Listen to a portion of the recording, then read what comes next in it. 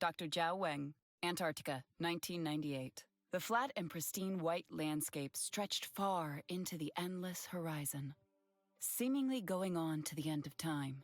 For over a century, the untamed continent had been the last great frontier. Despite humanity's best efforts, this frozen wasteland has proven impossible to conquer, providing only a narrow window for exploration and scientific research. Except for colonies of penguins, there was no other life to be found on the surface beyond the tiny handful of scientists scrambling to unlock the secrets of the world's largest desert. Magnificent, isn't it? Dr. Zhao Wang said. His colleague, Dr. Bo Chen, refused to agree as he shivered despite the thermal-insulated Arctic gear he wore. There was no denying how cold it was as the harsh whistling of the wind blew across the featureless terrain. Even though it was summer, 560 kilometers inland of the Ross Sea, it was 14 below zero with wind gusts up to 40 miles an hour. None of this mattered to Dr. Wang. "I'll be happier once we find what we're looking for," Chen said. Dr. Wang couldn't help but chuckle. "Where's your sense of adventure?" he asked. "Back in Beijing, eating my mother's cooking. That is as adventurous as I typically get," Cheng answered. Wang laughed harder, which hurt a little bit as the bitterly cold air filled his lungs. "Well, you're here now. Come on, discovery awaits us." "I can feel that we're close," Wang said, urging his partner forward. "Close to what?" "The future," Wang shouted, already pushing ahead, dragging a sled filled with supplies behind him. The two scientists, both working for the Chinese National Space Administration, had come to Antarctica to find meteorites, while the space rocks fell all over the planet, most descending into the oceans or disintegrating in the atmosphere. Here among the featureless landscapes, pristine white, the black rocks stood out like a blot. However, the pickings were slim.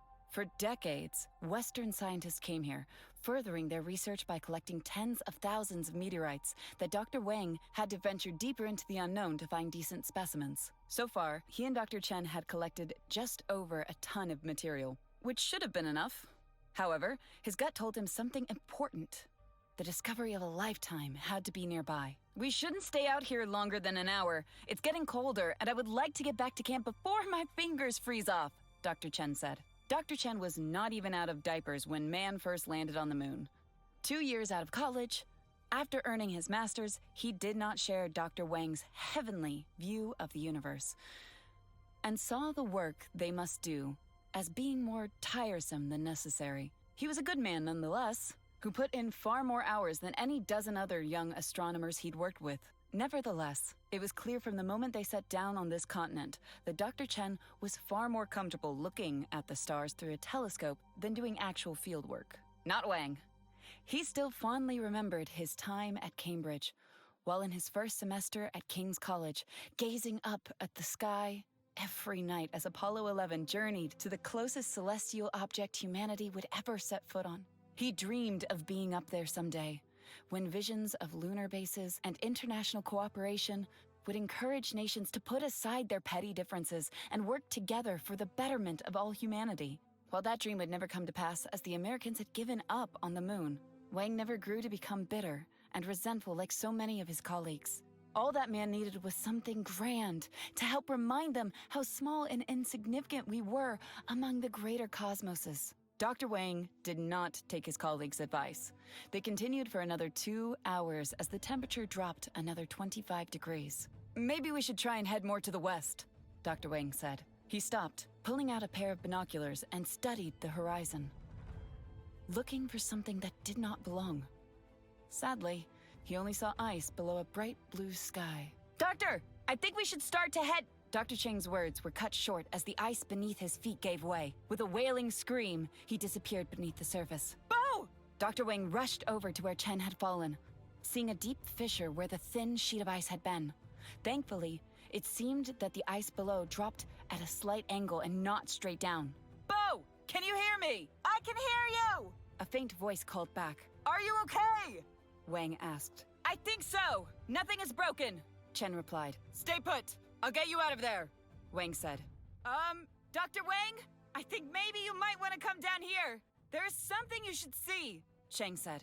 "What is it?" "I think I might have found your golden goose," Chen replied. "Hold on. Do not move. I'll be right there," Wang called back. Dr. Wang acted against his better judgment and went down the hole. His priority should be to get Chen back to the surface regardless of what he found. But curiosity got the better of him as he carefully lowered himself. The fissure opened into a narrow cave with deep depressions indicating to Wang that something had fallen here, a meteorite long ago, and had formed a shallow crater. Once he was on firm ground, Dr. Wang ignited a torch which lit the whole area in a brilliant red hue. He saw Dr. Chen as the man was standing near the center of the crater, looking down at something. "Bo, are you okay?" "I'm fine. But look at this, Doctor. It's amazing." "My word," Wang gasped. Both men stared at a large meteorite, solid black and a diameter of 3.5 feet. Half of it lodged in the ice, the rest exposed. "Doctor, wait!" Chen said. Wang pulled his hand back as he glanced down at what his colleague was pointing to. "It looks like small veins bonding with the ice," Dr. Wang said. "This is impossible," he added. Tiny tubes barely the size of human hair spread out from the meteorite base, digging through the ice as if it were a tree grasping for a firm perch. Wang took out a pen from his pocket and touched the hairs, pulling one up like a piece of spaghetti, where it disintegrated into nothing once severed from the body of the meteorite. "How can that be?" Dr. Chen asked. "The answer mankind has been asking since we first looked up at the stars. And that is, are we alone in the universe?" Wang answered. "Come on, help me dig it out from the ice. We have to get this back to camp." "Are you certain this is safe? It is much larger than the other pieces we found," Chen said. "I don't care about the other specimens right now. This meteorite could be the discovery of a lifetime." Wang stopped and looked up at Chen with teary eyes. "This could be the greatest discovery in the history of man. Imagine what this could mean, not just for you and me, but for the whole world. I'm not leaving this place without it." "Doctor, we don't even know what this thing is. A meteorite, sure, but I don't have a good feeling about this. I think we should go back and get the rest of the team together before we come back for this thing. Examine it here to make sure it's safe to move," Chen pleaded. It was no use, as Wang went back to his hacking, breaking away large chunks of ice. With each blow, more and more of the follicles disintegrated until only the black rock remained. "Help me. I can't get this back to the surface on my own," Dr. Wang said. He began to wrap the meteorite in a thermal blanket, tying it secure so it might be easier to move. When Dr. Chen bent down to help him, he was surprised by how heavy it was. "Must have an iron core. Would explain how so much of it survived entry," Dr. Wang said through gritted teeth. Wang tied a rope around the rock, looping it several times before he was sure it was secure. "You go up first and pull the meteorite up," Wang said. "Me? Why?" Chen asked. "Because you're younger and stronger than I," Wang replied honestly. If you say so." Dr. Chen did as he was asked. He attached a screw-lock climbing ring to the rope and carefully began to make his way up the slope. The trek upward was far slower than his descent, and not nearly as enjoyable, he thought to himself. After 15 minutes, the brisk, cold air struck Chen, only now making him realize how much more comfortable it was down below. "I'm up top," Chen said. "Okay, begin to pull the meteorite up, but be incredibly careful," Dr. Wang called back. "Be careful? It is a million-year-old rock that likely traveled thousands of light years. I doubt I could scratch the damn thing even if I wanted to," Chen mumbled. "Gan! This beast is heavy," Dr. Chen cursed as he pulled, digging his spiked boots into the ice as he jerked the rope with all his strength. "That's it! Keep that pace!" Dr. Wang said from below. Beads of sweat began to drizzle from under Dr. Chen's cap as he struggled to keep his grip on the rope. Finally, after several grueling minutes, the meteorite reached the surface, sliding into place as Chen collapsed, breathing heavily from exertion. Dr. Chen eventually got up and walked over to the gorge and dropped to his hands and knees, staring down into the darkness. "Dr. Wang? Are you able to get back up on your own? Or should I come down and help you?" Chang asked. "I can manage. Just prepare the sample for transportation. It is starting to get cold up here. Relatively speaking, of course, and the wind's stronger. We shouldn't risk the walk back to base camp just yet," Chen warned. "Wait until I get up there. In the meantime, do as I say." Sighing deeply, Dr. Chen walked over to where their supplies were. He grabbed some small ski tracks that would fit under the meteorite, making transportation more manageable. "We have 50 perfectly good samples back at camp to take home, and you want the haunted, glowing rock with hairs growing out of it to play with," Chen complained as he worked. Is it ready to move? Wang asked. It is, but Doctor, the weather, Chen said. Dr. Wang stood erect and sniffed the air as if he possessed some extraordinary sense to detect the slightest change in the climate. You might be right. I won't risk it. Let us get the tent set up for the night. We both need much-deserved rest, Wang said. 4 hours later, the sun had not gone down, or would it for several more weeks. Nevertheless, it was much colder than it had been as the wind blew violently. Now, the two scientists sat around a portable stove cooking their evening meal freeze-dried wonton soup. Not like Mother used to make, but not half bad for something that came out of a vacuum-sealed bag, Dr. Chen said. He tasted the soup, enjoying the aroma as it swirled around the tent. Your bowl, Doctor, Chen said, with an outstretched hand. Dr. Wang did not seem to hear him. He was too deep in his thoughts as he wrote in his leather-bound journal, as he typically did every night. Tonight, however, he filled half a dozen pages with notes while sketching out a rough image of the meteorite they had found at the bottom of the fissure. Doctor, Chen said again, nudging his colleague with his bowl of soup. Oh, I'm sorry. I was deep in thought, Wang said. Well, it has been an eventful day, Chen replied. Chen dipped the spoon into the pot and filled his bowl to the top.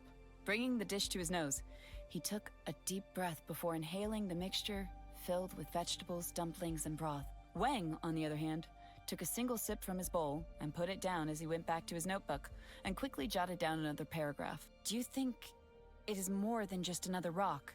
Chen asked. You saw what I saw, Wang replied, not lifting his head as he wrote. Yeah, but those hairs might have been native.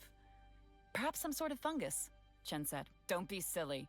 Nothing can live out here for too long, Wang said. Laughing uneasy, Chen said, Little green men, then? I would not dare presume.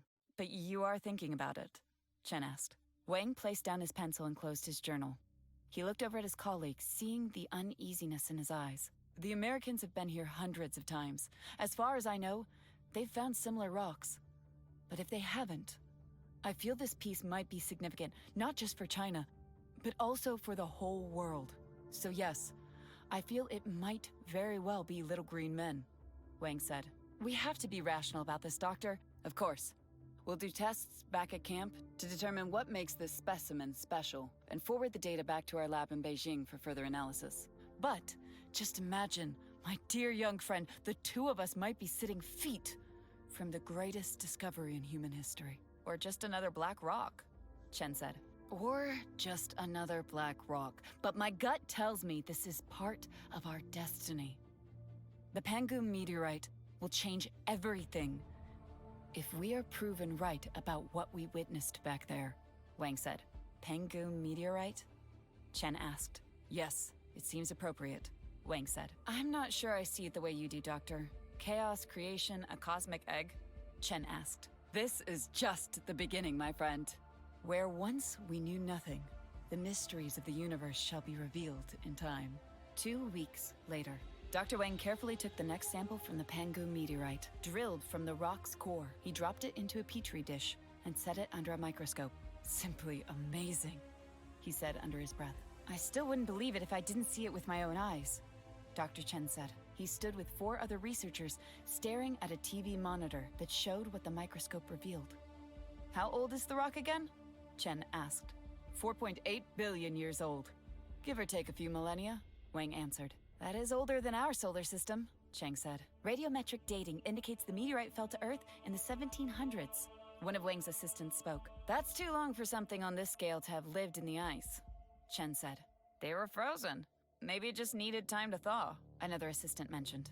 The only problem is, we never thawed the rock.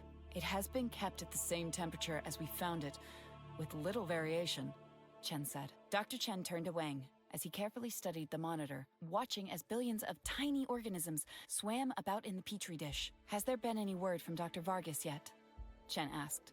Dr. Wang rubbed his eyes as he pulled away from the microscope. I had to send the request to Beijing for approval to reach out to a foreign agency. I told them of the importance. Of 4 days, and so far, no word, Wang replied. Sorry to say, Doctor, but I don't think we need an expert to tell us what all of us already know. You found the first confirmed life outside our planet, Chen said. Since the first samples were taken from the meteorite and put under a microscope, A whole new world of understanding was opened, not to mention countless questions about what exactly they were looking at. Dr. Wang laughed. I appreciate the excitement.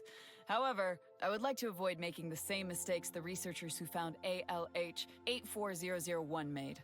I want no room for debate as to what we've discovered. Oh, I think there will be plenty of debate, Doctor, Chen said. This could cause everyone on the planet to question humanity's place in the universe. This might affect religion, philosophy, or even the origin of life on our planet. I am sorry, Dr. Wang, that I ever doubted you while we were out there. You were right. These past few weeks have been the most amazing adventure. Dr. Chen swore he could detect a hint of a tear welling up in the corner of Wang's eye. Everyone in the room agreed and offered their encouragement, all grateful to be given a chance to be a part of this.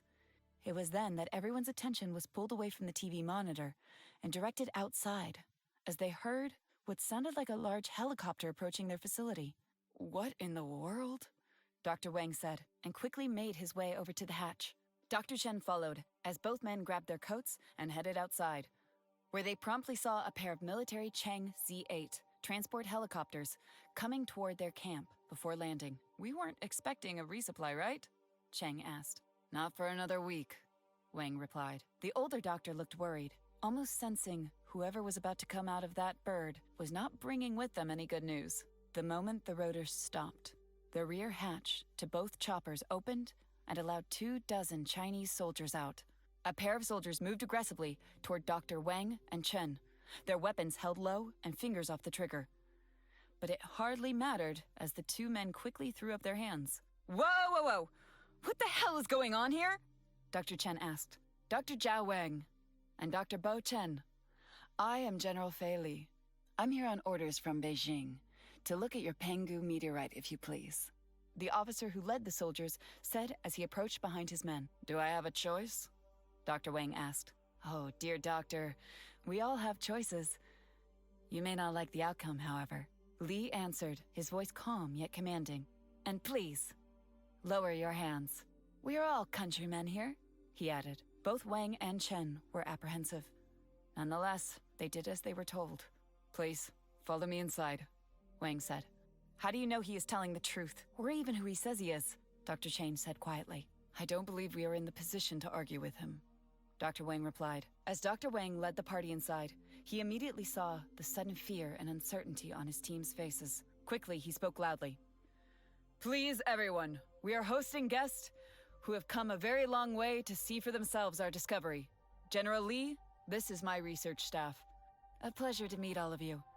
I have read each of your files, the brightest minds our country has to offer. Dr. Wang has chosen his team well, and your government is thankful for your service. General Li said, sounding like a showman as his soldiers moved swiftly around the lab, taking positions around Wang's staff. Dr. Wang moved over to his workstation, with Li right behind him. As you can see, the samples are highly active and seem to be reproducing fairly quickly, Wang said. And these samples come from inside the meteorite? General Li asked. They do, Wang answered. Are you certain they're not terrestrial? Li asked. Absolutely, Wang said. However, I do think I should point out something important. While this appears to be a complex life form, if I had to guess, I think it draws a lot of similarities to a virus, Wang added. Yes, your colleagues back in Beijing have testified to that, which is why I'm here, Li said. He had an odd kind of smile on his face that made Dr. Wang's skin begin to crawl. General? Wang asked.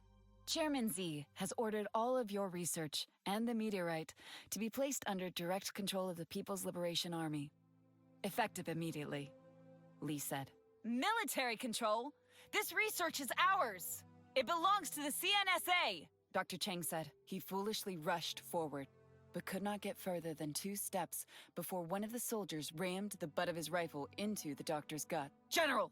That was uncalled for! Apologies. I have my orders, which I will be carrying out despite the protest of your team, Li said. I don't think you understand. While this finding is groundbreaking, it is potentially hazardous. If my data is correct, what we are looking at might be the most virulent life form ever discovered. Dr. Wang stepped closer to General Li, wanting to make sure every word he spoke was understood. General, This thing has survived not only the harshest climate on our planet for hundreds of years, but it has also endured for billions of years in the vacuum of space, where it was exposed to unimaginable levels of radiation. Yet, it still survived. This is not something that we should keep to ourselves or treat lightly. To be frank, we aren't technologically advanced enough to understand this thing without outside help. Even then, it might take decades before we begin to scratch the surface of what this discovery means. The only thing that matters, Doctor, is... what did you name it? Pangu? Might be the greatest weapon our nation can ever hope to possess. One that can very well tip the balance of power, Lee said. He instructed his men to begin collecting all of Wang's research and the meteorite itself, pushing the staff into the corner where they could not interfere. A weapon? Are you a madman? Didn't you listen to a word Dr. Wang said? This thing is a menace.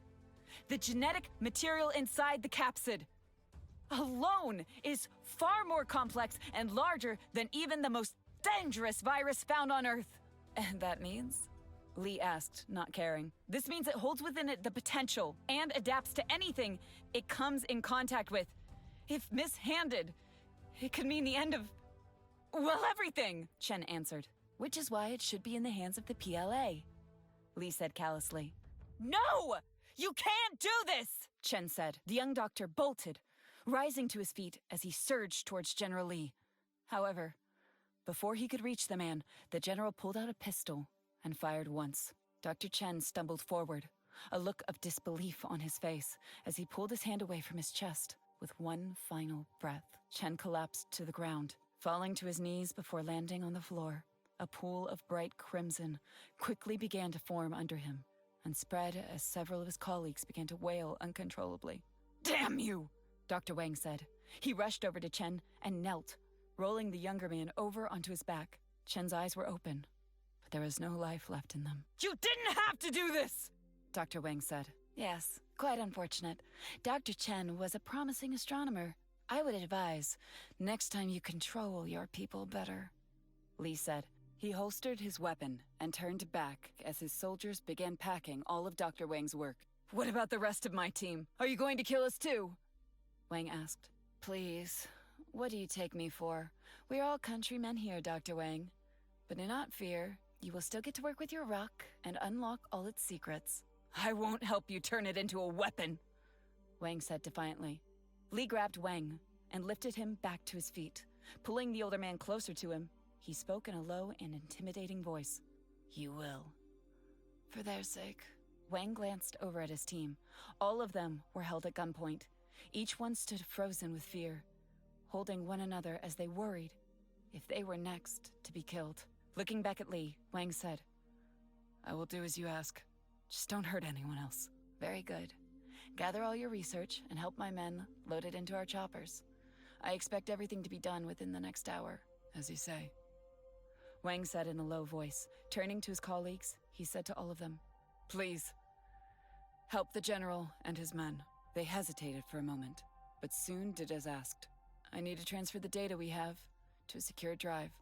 I wouldn't trust that your men know how to do that without damaging my data. Of course. Do whatever needs to be done.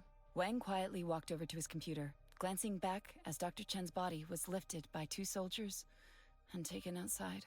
He sat and began to work quickly on his computer, doing what he was asked, but when no one was looking, grabbed a small file that he had readied to send to another colleague in South Korea.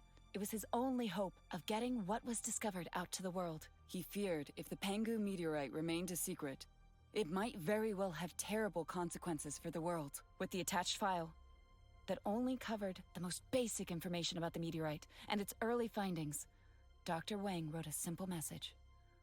I hope you know what to do before it is too late. He clicked send as General Lee stepped over to him. Is everything going well, Doctor? Yes. I'm nearly finished transferring the files. Good. Do be thorough.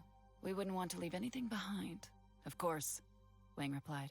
Less than an hour later, Dr. Wang rode in the military helicopter, looking out the port window at his abandoned base. With him in the same chopper was his research team. Lying between them on the floor, put into a body bag, was Dr. Chen. which everyone tried not to look down at. Wang wondered what a terrible future might be in store for him, and if his friend in Korea would understand his message and do the right thing. If not, he worried what his discovery would mean for the world. Not soon, but much further down the road. He knew if humanity wasn't prepared, the Pangu meteorite had trapped within it the power to reshape the world. That fact frightened him that he wished he'd never found the damn thing. Yu Yan.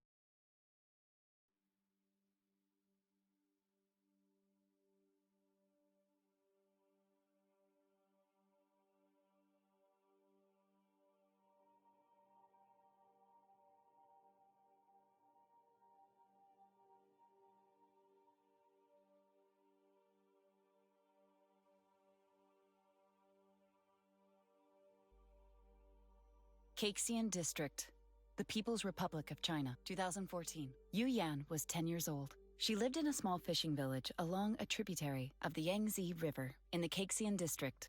Life was uneventful and straightforward. In the morning, she would go to the shore and help her father pull his nets out of the river.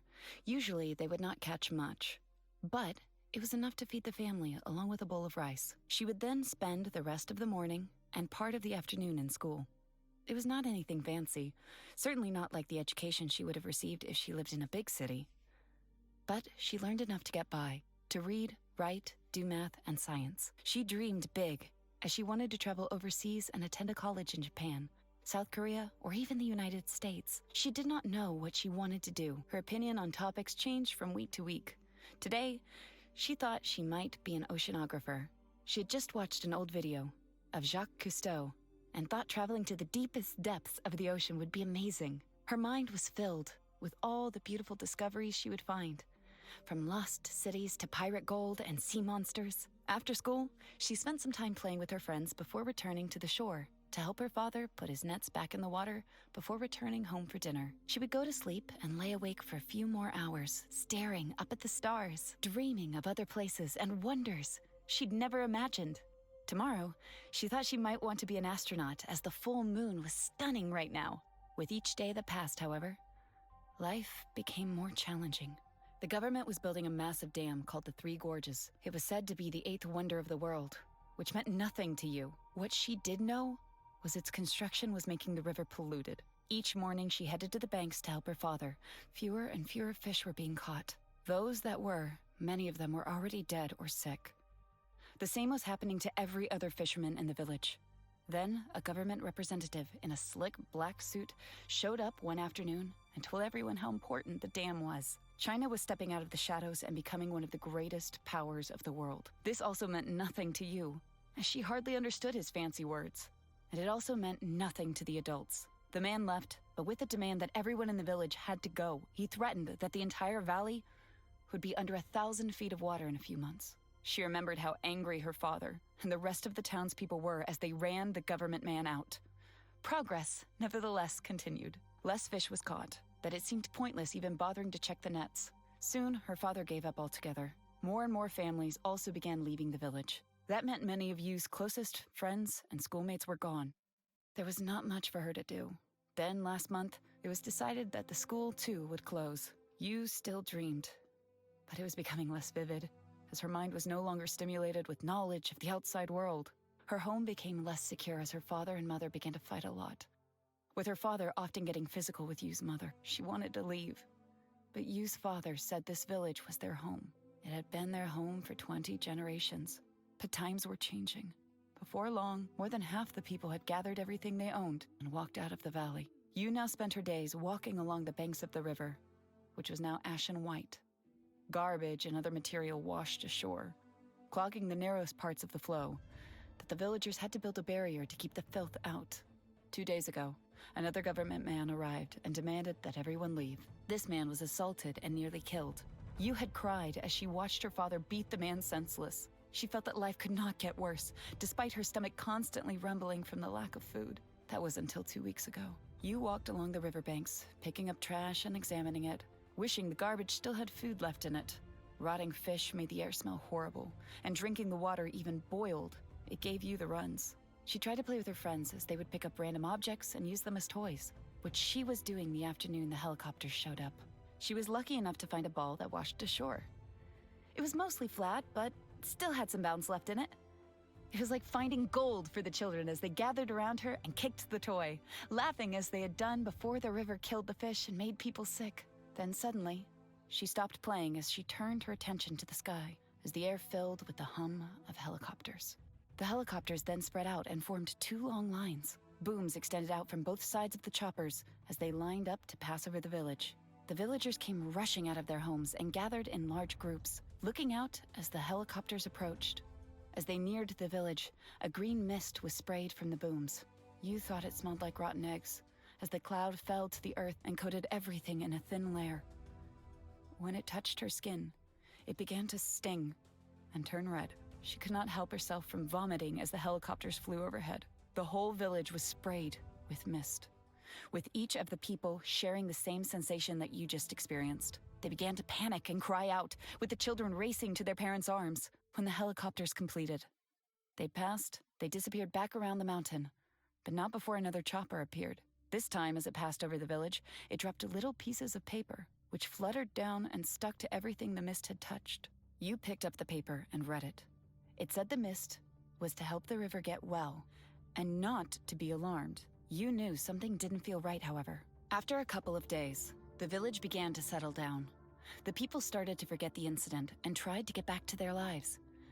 As gross as it was, some even believed the mist would help the river, as they eagerly waited for the fish to return. You still distrusted the notes, primarily when the first group began getting deathly sick 5 days later. The sickness spread quickly, as those worse off could not move from their beds. They coughed up blood, which drizzled from their eyes, ears, nose, and mouths. Blindness followed, then the rest of the senses before the body began to convulse. Yu's mother was among the first to die. After suffering horribly for a week, she remembered walking with her father as they buried her mother. She cried all day and all night as her father, already starting to feel sick, worsened. He locked himself in his room and would not allow you to see him. By this time, nearly every family had died or was close to death. You wandered the village. There were not enough people well now to bury the dead or do anything with the bodies. Even the animals, cats and dogs, pigs and birds, had all died. You stood over a dead dog, looking down at it. A strange orange growth had consumed the body and had rooted itself to the ground.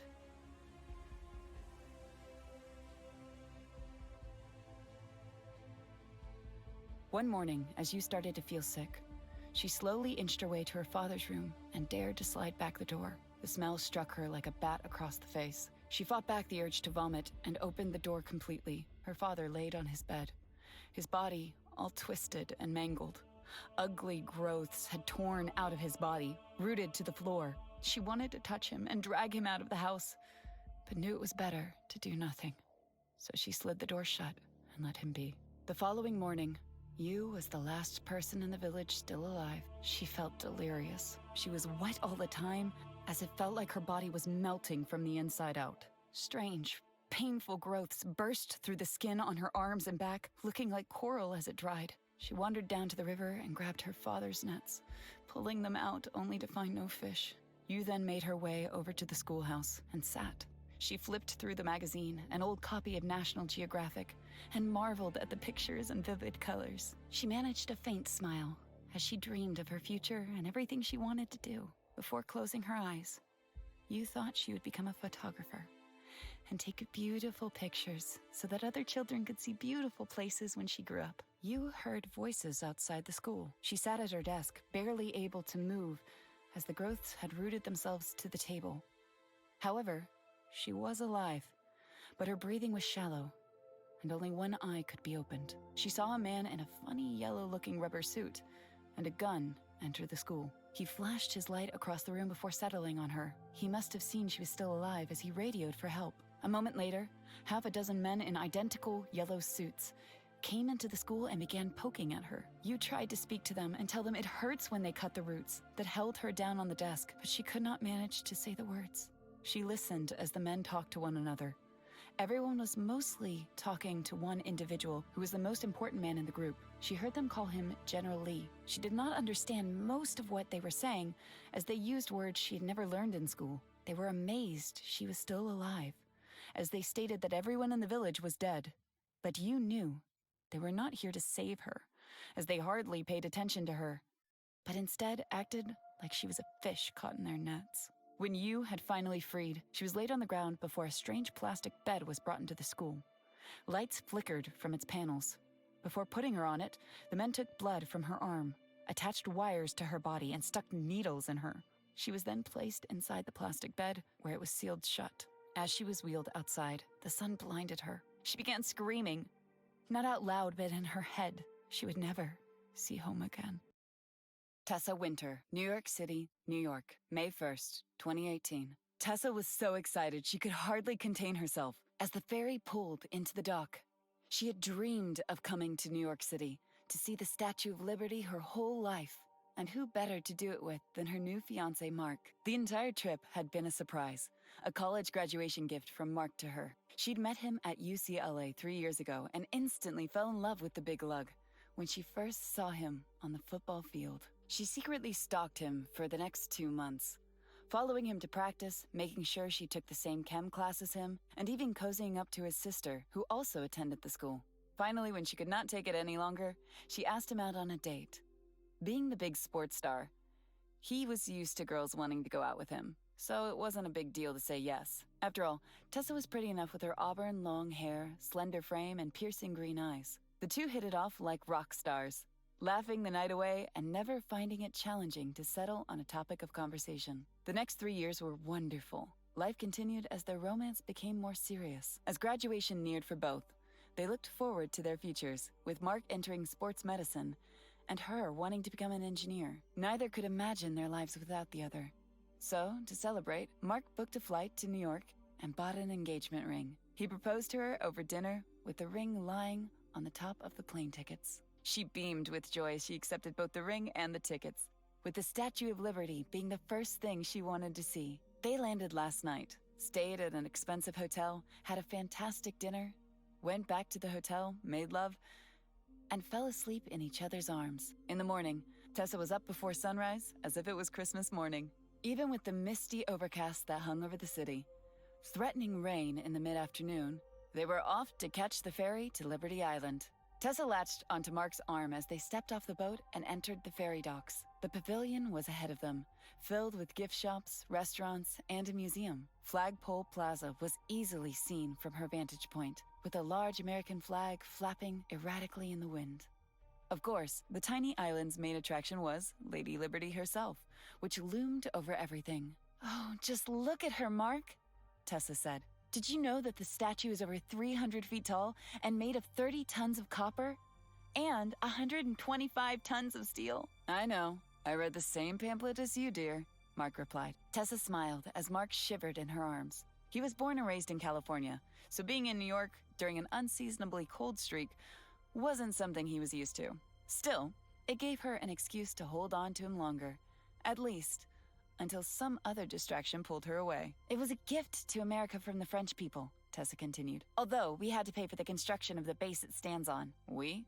I don't remember that coming out of my paycheck." "Well, I mean, people back then had to pay for it, silly." "Must have been a lot of money." "Oh, it was." While still in conversation with Mark, a man bumped into Tessa, nearly knocking the two of them to the ground. "Hey!" Mark said. The man, however, ignored them as he walked away quickly. "God damn it! That rude bastard!" Mark said. "Hey, buddy!" "Just let it go, Mark." Tessa did not say it aloud, but something troubled her about the man as a cold shiver ran down her back. He was tall and lean with a shaved head. She could barely make out a tattoo under his coat that covered his neck. He carried a duffel bag, even though such baggage was not allowed on the boat. She wondered how he managed to get it on the island, and more importantly, what was inside it. As Mark broke from her grip and headed off to chase the rude man, Tessa noticed another group. All of them wore dark clothes, shaved heads, and had tattoos. More importantly, there was something about their eyes and hinted at their edginess. Tessa looked around frantically for a ranger. "Mark! Hey, asshole! I think you owe my fiancé and—" Tessa saw everything that happened in the next moment, as if time had slowed to a crawl. The man with the bag turned when Mark reached out to him. In the same motion, his hand came out of his pocket and a pistol held firmly in his grip. He aimed it at Mark. A shot echoed across the island as a 9mm bullet tore through Mark's forehead.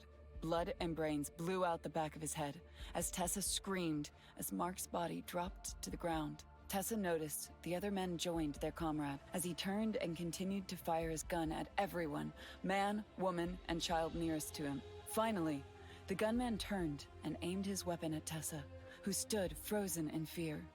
She was unsure she was shot until a hot liquid began running down her pants. As if she had just spilled tea, she collapsed, screaming with the realization that she had been shot. Pulling her hand to her side, she saw blood drizzling from her stomach. More gunfire erupted soon after, now more violent and with a higher frequency. The rest of the gang had pulled an arsenal from the duffel bag and were spraying bullets into the crowd. Tessa felt someone try to grab her as she was dragged. Glancing back, she saw a young man. She realized he must have seen her go down, and despite the fear that was evident on his face, he must have felt he needed to do something. He should have taken care of himself as he was suddenly struck 2 times. Blood sprayed across Tessa's face as her savior went down. Turning, she saw the man that murdered Mark walked up to her. He held a small rifle, an M4 she recognized. Tessa's sister was in the military, so she knew a few firearms. "Please, don't," Tessa said. The man stared at her. She had never seen such hatred in someone's eyes before. What would make someone do this? She thought. To want to hurt innocent people. Why? Her plea did not matter as the man fired. Tessa did not die right away as her head hit the ground. She felt the odd sensation of blood coming out of her head, pooling in the dirt she landed in. She saw through blurry eyes the man who shot her. He looked down at her and spat as if she had personally offended him somehow before turning and continuing to fire into the crowd. Mark, she thought. She wanted more than anything to be with him in these final moments. She did not believe in heaven or hell, but with her last thought, she hoped she would meet him again in a better place. Dr. Juliette Wu, New York City, New York, May 3rd, 2018. Dr. Juliette Wu gripped the armchairs tightly with both hands, so much so that her perfectly manicured nails dug into the seat cushions. She hated flying when the weather was awful, which it was right now. She landed 20 minutes ago in a government jet at LaGuardia Airport after flying in from Atlanta. Once on the ground, she was back in the air moments later, riding in a National Guard helicopter to take her to Liberty Island. A trusted colleague, Dr. Amy Coolidge, was with her, who was not nearly as bothered as she. Dr. Coolidge read through the report prepared for them on a tablet, going over the last bit of information uploaded to the CDC server moments ago. Without looking up from her tablet, Dr. Coolidge said, "The gas has completely dissipated around the island. There is some residue left inside the monument, so I wouldn't go around touching things until the cleaning crew is finished." Wu did not reply. She looked out the window as the chopper did a flyover of the island. She saw dozens of police boats on the water, blocking off access to the Hudson River as they formed a perimeter that stopped any civilian craft from getting near the scene. Along the New Jersey shoreline stood thousands of people. This was as close as anyone could get. How could we have allowed this to happen again? Wu asked herself. If only those bastards in Washington had listened to me, all of this could have been prevented. Of course, Dr. Wu wasn't sure she could have prevented the attack on Liberty Island, but she had to believe that things might have turned out differently if she had had her way. She worked for the Center of Disease Control for much of her professional life, specializing in advanced biological and chemical weapons and warfare. Such tools had become the preferred means of terror for extremist groups and rogue nations since the Soviet Union's fall. For the past 30 years, cities worldwide have been attacked using the stockpiles from the Cold War. Every agent known to man had been mislabeled, sold, stolen, or smuggled to the 4 corners of the globe after the fall. But no attack had ever happened on American soil. Most believed we were safe from such heinous acts of violence and our borders too well protected for such weapons to be smuggled in. Yet, as her helicopter circled the symbol of freedom, terrorism had reached home and struck a deadly blow. How unimaginative we are, she thought. She had been the lone voice screaming in a hurricane of doubt and mistrust. She advocated for a new agency to be formed, one that would be better prepared to handle such a situation. She knew police were not ready for such an attack, and that the military was too much of a blunt instrument. Something else was needed. An agency that could combine the Army's brute force with the CDC's brains. But she was laughed out of every congressional hearing she argued her case to. Unnecessary expenses, a waste of resources, and an over-aggressive response to a problem that does not exist, were the remarks she was often told. Who was laughing? Thousands were dead, and the whole world watched it happen on social media. "Dr. Wu," the pilot called out. "We've been cleared to land." "Thank you," she replied. Wu took a deep breath as the chopper rocked, as it hit a rough patch of air. It was raining outside, with flashes of lightning streaking through the sky a few miles outside the city. If the chopper didn't land soon, she was afraid she might throw open the hatch and leap outside any moment now. "Doctor," Coolidge said as she held out her tablet for Wu to take, "you should have a look at this." Wu took the tablet and saw a video file was loaded on the screen. Its watermark indicated it was from 2 days ago, just minutes before the early morning attack. It would appear hackers broke through the NSA firewall again and uploaded the video on the net. "We're trying to take it down, but it already has 15 million views in the past 30 minutes, Coolidge said. Wu knew it was to be expected. People around the world wanted answers. The attack happened live, with billions watching, as thousands of innocent people were murdered in cold blood. The government shut down the feed as quickly as possible, but more and more videos had been popping up online ever since. Another failure of just how unprepared the country was for such an event as this. Wu noted. Wu played the video. It showed a young woman who was being filmed by a man, probably her husband. The girl was smiling as she acted like she was giving a grand tour of the island. They were standing near the statue, with the camera panning up before focusing on her. Wu noted that she appeared to be in her late 20s, was attractive, with blonde hair, and spoke with a French accent. Paige and Axel Couture, Dr. Coolidge said, as Wu watched the video. She picked up another tablet and was reading through the files of the victims, French nationals. Husband and wife. Last month she was hired by a major law firm in the city. They'd only just moved to New York last week. Wu did not say anything. She just watched the video, noting that the couple seemed very happy and excited to be in a new city to start a brand new life together. Wu watched as Paige continued to speak to her parents, when a series of pops were heard in the distance. He panned behind him, but nothing could be seen just yet. Wu noticed that he was not the only one startled by the noise. Many of the tourists had also turned their attention to where the sounds were coming from. More pops echoed as it was starting to dawn on people what the sounds were. Panic filled the air as a mass of people began running into the flame, racing away from the sounds that grew in ferocity, until it was clear to everyone it was not firecrackers, but a gunfight. A mass of people collided with Axel, knocking his phone from his hands before it was picked up again. It continued to record as explosions could be heard in the distance. Axel and Paige then ran into Fort Wood, the old military fortress that was the base for the Statue of Liberty. There was more shooting. Only this time, it wasn't coming from outside, but inside the fort. People began screaming at what sounded like an automatic weapon unloaded into them. For a brief moment, as Paige and Axel ran, Wu saw the gunmen, 2 individuals wearing ski masks, fire into the fleeing crowd. Axel must have been struck as the phone fell and the video cracked. Wu could hear Paige screaming as the video continued streaming for a few more seconds before it stopped. The phone probably crushed from the stampede. It was the same thing Wu had seen a dozen times over already. People filmed their first visit to Liberty Island before the attack, and hundreds more started when the assault began. Each one showed the same story from different perspectives. Wu had never seen anything quite like it. The attackers were well prepared, and some managed to smuggle in enough weapons to overwhelm the park rangers in a matter of minutes, all the while planning this operation without the knowledge of the FBI or CIA. This was an embarrassment of colossal proportions. Wu knew that heads were going to roll for this, and rightfully so, as much as she hated to think about it. This event opened a door for her proposal. They all would have to listen to her. Wu looked out the window one last time as it made its final pass around the island, before it would come down on land. She saw that a boat was docked at the northwest end of the island. Federal officers poured over it as the second group of terrorists used the vessel came ashore moments after the first attack. These men were heavily armed, with additional weapons, ammo, and body armor for their comrades who were already wreaking havoc. They were prepared for war when the police eventually stormed the island. But unknown at the time, these men also brought a dozen oil drums filled with nerve gas containers. The chopper touched down.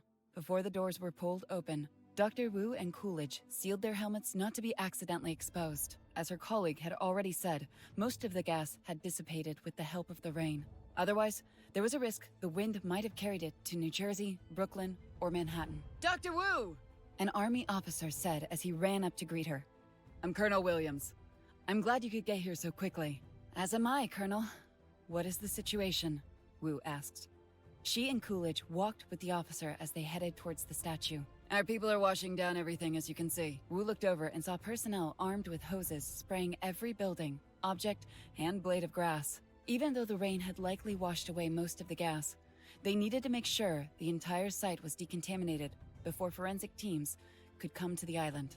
Because of that, bodies that had been dead for 3 days still lay where they fell. Wu tried as best she could not to focus on the carnage, as the ground was littered with corpses. The sight of so many made her stomach churn as the terrorist killed without discrimination. There were more bodies as well.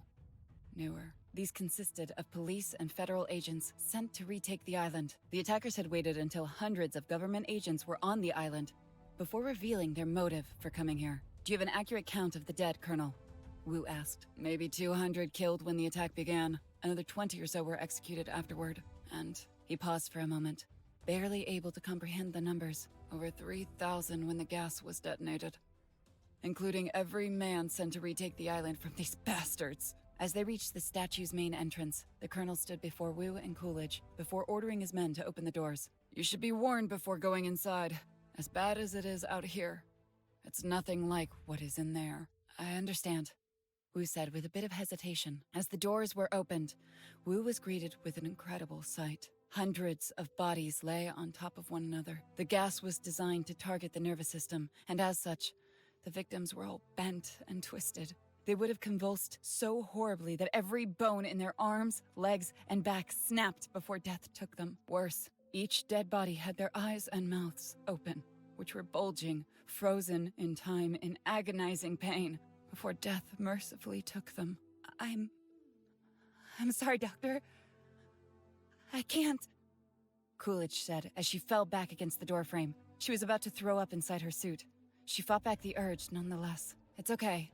Take her outside, please," Wu said. "She isn't the first one to react like that. I've had hardened veterans who've seen shit you wouldn't believe keel over. If you need a moment as well, I understand." "I'll be fine, Colonel," Wu said. Colonel Williams continued to show Wu around. She could see she was in the pavilion where most of the hostages had been kept. It was from here that 20 people were executed when their unreasonable demands weren't met. The park staff was brought up and kept with the survivors, filling the cafeteria and gift shops when the pavilion filled up. At the time, no one saw the gas canisters the terrorists brought ashore. Wu knelt and examined one canister. It looked innocuous, a tall metal cylinder that could have been an oxygen tank. Wu knew otherwise. The VX gas had gone missing from the Soviet stockpile decades ago, before passed around the black market for years, until finally making its way to the US. It was then smuggled in oil drums, bought by ultra-nationalist extremist group who planned to spread their message globally. Wu recalled their demands over the past 48 hours. It included the president's removal, all federal prisoners' release, and a new constitution drafted. When their demands were not met, they executed a hostage. It was all a ploy to lure government forces to the island. A strike team was quickly assembled. The NYPD and federal SWAT teams were readied. Along with military help, a 3-stage attack followed as the combined forces hit the island from sea and air. The terrorists were quickly overwhelmed and gunned down as the island was retaken in the opening minutes. Of course, the real fight would always be for the statue, but then it happened. Once the strike teams were firmly on the island, the terrorists activated their real agenda. The VX was hidden and off everyone's radar. Placed around the island and within the same area, the hostages were held. Once the police began their final push to take the statue, the gas was detonated. Everyone died. Terrorists, civilians, and law enforcement alike. The mission had always been one way for the attackers, with their message sent and heard. "Can the bodies be moved?" Wu asked. "It's going to be a while. Not all the canisters detonated, so it will have to be cleared. And then there's the matter of decontaminating the bodies and all the forensic work, not to mention..." Wu held up her hand, wishing for the colonel to stop talking. "I understand. Thank you, Colonel. I would appreciate a moment alone." I understand. Wu walked around for a bit. She wanted to burn everything she saw into her mind, so she would never forget. She had to believe this could have been prevented, and all these lives saved. These people weren't just numbers. They had lives and dreams, friends and families. They represented the absolute best of us, as well as the worst. Wu saw a face she recognized. Kneeling next to the body, she saw the woman in front of her was Paige. She survived the opening assault and had become one of the thousands of hostages. She was dead, broken and twisted like everyone around her, having died in agony when the gas was released. I'll make them listen. I swear it. Wu promised Paige. Washington, D.C., U.S. congressional hearing. 72 hours later, 14 Congress members sat in silence as they watched footage as the attack unfolded. All of it is taken from body cameras. More than a few of them were visibly shaken from what they observed as federal agents conducted their raid to free the hostages. As Dr. Wu had seen with her own eyes once the strike force was deep enough into the trap, the chemical weapons hidden across the island detonated simultaneously. It didn't matter where they were, as the chemical used was absorbed through the skin, resulting in a horrific death in under 4 minutes. Wu had seen enough, as she purposefully did not turn her gaze to the large TV monitors in the chambers, but instead collected her next series of notes highlighting what she would say once the video stopped. Another 15 minutes went by as the congressman watched the after-action report as Wu and the CDC team sent to Liberty Island recorded the aftermath. This caused even the most hardened politicians in the room to break down when they saw the cost of human lives. However, when the recording stopped, the room's lights brightened, allowing Wu to continue as the members collected their thoughts and wiped their eyes. 4,567 dead. Women, children, men, and the old. Park rangers, Liberty Island staff, and over 500 police and federal agents sent to rescue these poor people are among the dead. Including among this death toll is 14 terrorists, Wu said. The TV switched to photos of the suspected terrorists that showed their living images alongside their corpses. All of them suspected domestic terrorists, and all followers of the Roger Crow movement. Yesterday, federal agents raided the Crow compound in Montana, killing 6 members and arresting 18 others, with 2 of our agents were killed in action. We found these in the compound as we conducted our search. Wu indicated a stockpile of canisters laid out, the same type used on Liberty Island. Each of these canisters, 16 in all, held enough VX gas to kill every living being in a 2-mile radius. We believe the VX gas was smuggled into the country from Eastern Europe among the massive stockpiles of chemical, biological, and viral weapons lost and unaccounted for over the past 30 years since the fall of the Soviet Union. We have evidence that the Crow movement was planning another attack if we didn't hit them when we did. Wu paused as she allowed her words to sink in. She knew that each of the congressmen had already been briefed on the notes she read.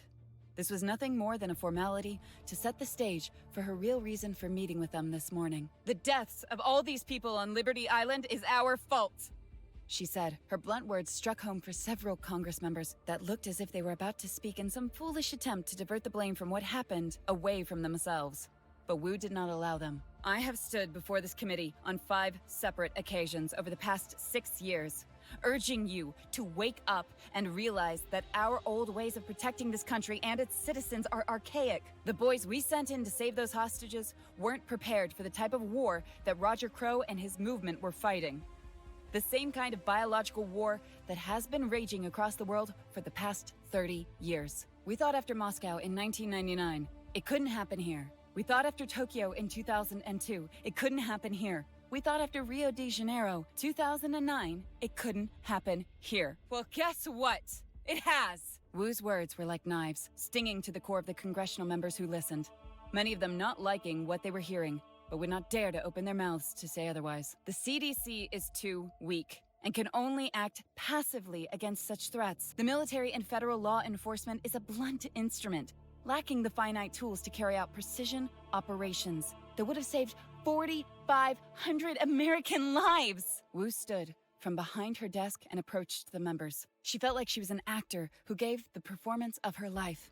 addressing the audience as the play reached its grand climax. She had them right where she wanted them. My proposal for a new federal agency, with the mandate to fight extreme threats that bombs, guns, and fighter planes can't destroy. The Center for Epidemic Research and Control is the scalpel our country needs to ensure that what happened in New York City never happens again. She went over the organization of the C.E.R.C, which would combine civilian and military assets into one proactive force, designed from the ground up to fight what she believed was the new frontier of warfare. When she had said all there was to say and answered every question, Wu stood outside the chambers waiting to hear their decision. She had fought harder than she had ever in her life for something this important to her. She could not imagine another word she could say that might sway them to her side. Dr. Wu, the committee is calling you back, a Capitol police officer said. Taking a deep breath, Wu stood from her seat and re-entered the chambers,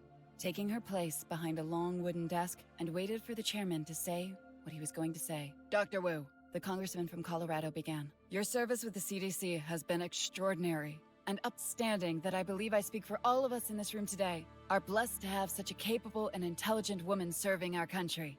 Flattery.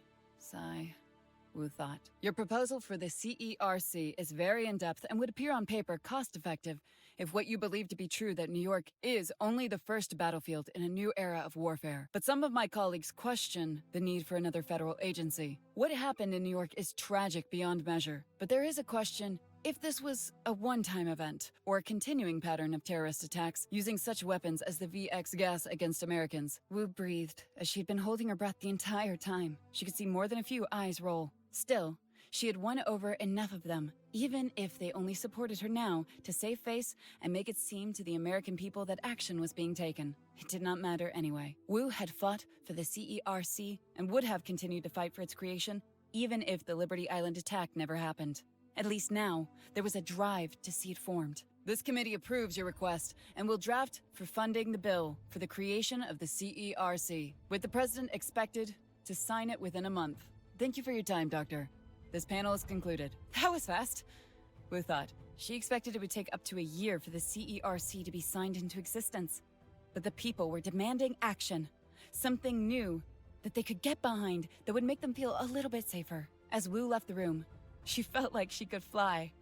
She wanted to hold on to this moment for as long as she could. In the coming months and even years, she knew the C.E.R.C would be tested to its limits. She had her enemies in Washington that did not want to see her agency formed, and some of them sat on that committee. She could not fail. She would not fail. Captain Adrian Winter, New York City, New York. 6 weeks later, looking up at the sky, Adrian shielded her eyes from the glare of the sun as not a cloud was in sight. It was a beautiful day for the memorial service as thousands had come to Liberty Island to remember those lost 6 weeks ago. Isn't it supposed to rain at memorial services?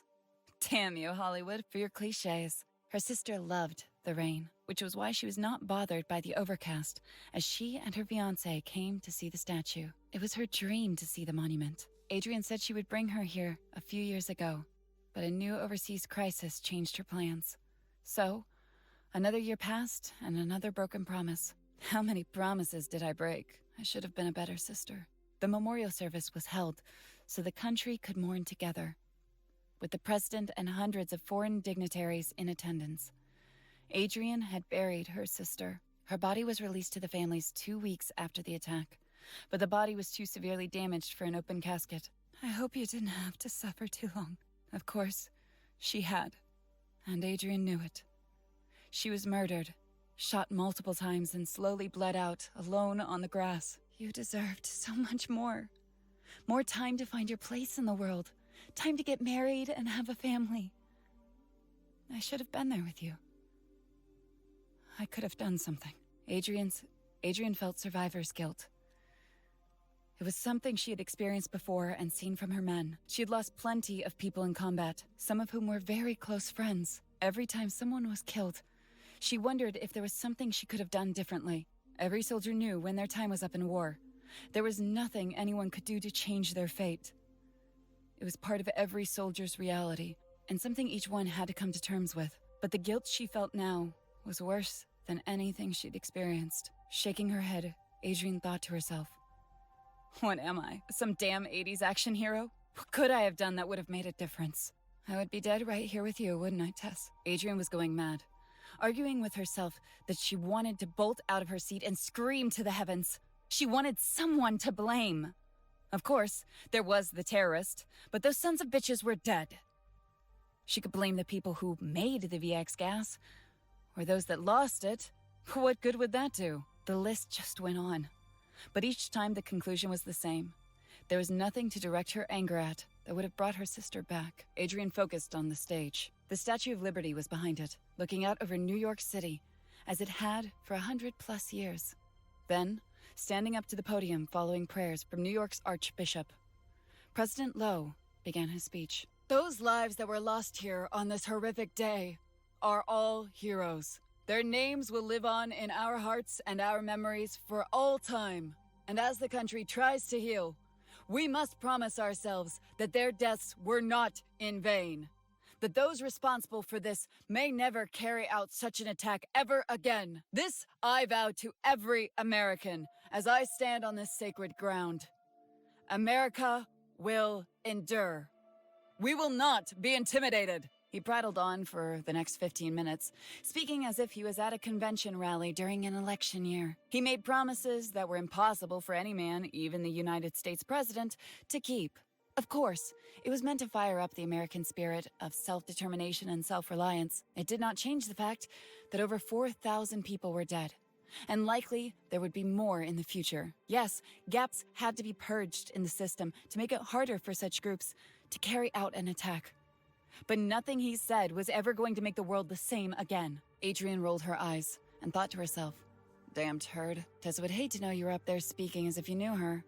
Her death was meaningless, no matter how you try to spin it. As much as she argued about their political views, she respected her sister and her firm liberal beliefs. Worse still, President Lowe had a gift for making the sincerest words sound condescending. Most of Lowe's speech, which he rambled on for the past hour, felt like it was more about him covering his ass. He went on about how the attack was unthinkable, carried out by radical extremists who believed in anarchy. He forgot to mention the Crow movement was war veterans who pulled together for a common reason. They were determined to fight against a nation that had abandoned them when they needed help from their government. Lowe's administration had only made the problem worse. Hence, why they called for his resignation during the crisis. It did not condone what they'd done. But it was a reason, nevertheless. Tears first, patriotism second, revenge next, and the truth last, she thought bitterly. Adrian could not listen to Lowe a moment longer. She stood from her seat and quickly left. Adrian found herself racing to the spot where her sister died. The central docking area had been cleaned up and mostly restored. Some evidence of the attack retained, such as bloodstains, seeped into the concrete or stained the grass. Tears fell under Adrian's eyes as she reached the spot where her sister had died. Her body had been kept on the ground for 4 days, leaving an impression. Falling to her knees, Adrian began to dig in the dirt frantically. A voice spoke from behind Adrian. You're getting your dress uniform filthy, Captain. I don't care, Adrian said. She turned and saw who the speaker was. Her eyes widened at the realization as she quickly stood back to her feet and saluted. General Spears! At ease, Captain. The general looked past Adrian and glanced down at the hole she just dug. Adrian noticed, feeling embarrassed as she brushed the dirt off her uniform. It's a charm bracelet, sir. Excuse me? My sister, Tessa. She wore one most of her life. She added little charms to it that marked important milestones in her life. They returned it to our family, but one of the charms is missing, Adrian said. I'm sorry about your loss. I'm guessing you're tired of hearing that, aren't you, Captain? To be honest, I am, sir. Good. I think it's about time you did something about your loss than mourning, Spears said. Adrian looked confused as she said, What do you have in mind, sir? You've heard that the creation of the C.E.R.C. has been approved and signed, Spears asked. Vaguely, sir. Well, Dr. Juliet Wu will act as the director. As she builds the scientific side of things, I've been tasked with putting together the agency's military assets. I believe you would be a good fit, Captain. Me, sir? Adrian had not known the General long. She had served under his command during her last tour in Afghanistan a few years ago, and liked the man quite a bit. He was known for his quick thinking and strong determination to get the job done, but not at the risk of losing those who served under him. He was best described as a great compromiser who had a knack for making friends even out of his enemies. This quality helped him bring peace to a region of Afghanistan that had never known anything but war. I can't think of anyone better. You served me well, and I know you are cool under pressure, Spears said. I also feel, with the loss of your sister, joining to prevent such an attack as this one from ever happening again is an adequate motivation, he added. Can we prevent this from happening again? Spears put his hand on Adrian's shoulder. His eyes narrowed as his expression hardened. You damn well better believe it. Adrian paused as she looked back at the podium. The crowd was clapping quietly as President Loeb finished his speech. He took his seat as the next speaker stepped up. You can take some time to think it over if you like, Spears said. No, Adrian said abruptly. The last thing I need, sir, is more time doing nothing. I'm in. Spears smiled and said, You'll do your sister proud. Adrian saluted Spears, who was about to turn and leave but stopped himself as he looked down. Captain, he said, indicating to the dirt with his eyes. Adrian turned and saw, lying in the dirt, a small silver charm. She recognized it right away. Falling to the ground, Adrian scooped it up and held onto the object tightly as tears rolled down her cheeks. Lieutenant Edward Lipton, somewhere in the South China Sea, October 3rd, now. Lieutenant Edward Lipton, U.S. Navy, moved swiftly through the nuclear submarine's narrow corridors. His destination was further stern in the operations room, where 3 Navy SEALs under his command had gathered for their briefing. Tripping over one of the lower bulkheads, Lipton cursed under his breath. Even with the 9 years in the Navy, he still hated submarines. The notion of being inside a metal tube 2,000 feet underwater was unsettling, as even the slightest pinprick to the hull could be disastrous. The thought of freezing waters rushing into a fissure, filling the interior of the boat with little to no chance of escape, terrified him to no end. Nevertheless, submarines and SEALs went hand in hand. Reaching the operations room, his team squeezed into the small space, accompanied by one of Utah's officers. Everyone stood around a digital display that sat in the center of the room. The screen was currently settled on a small island in the South China Sea, about 150 miles northeast of the Philippines. China had long waited to control these waters. First, they spent billions of dollars building artificial islands, Chinese land in the middle of a free sail zone. Then, ignoring international maritime law, they set their boundaries for what was claimed as Chinese waters. Finally, any foreign ship entering the territory violated their sovereignty, leaving the 2 great military powers on a razor's edge in this region. I just got off the box with Washington. The mission is a go, Lipton said. A naval officer removed a key that hung around his neck. Once Lipton confirmed the go-ahead, stepping over to a locked box, he inserted the key and unlocked the safe. Inside was an envelope that was sealed. Taking it out, the officer stepped over to Lipton and handed it over. Confirm the transfer of sealed orders at 1808 Zulu time, the officer said. Confirmed, Lipton replied. Lipton opened the envelope. A small disc was inside, which he slid into the console. A moment later, an image of their target was displayed.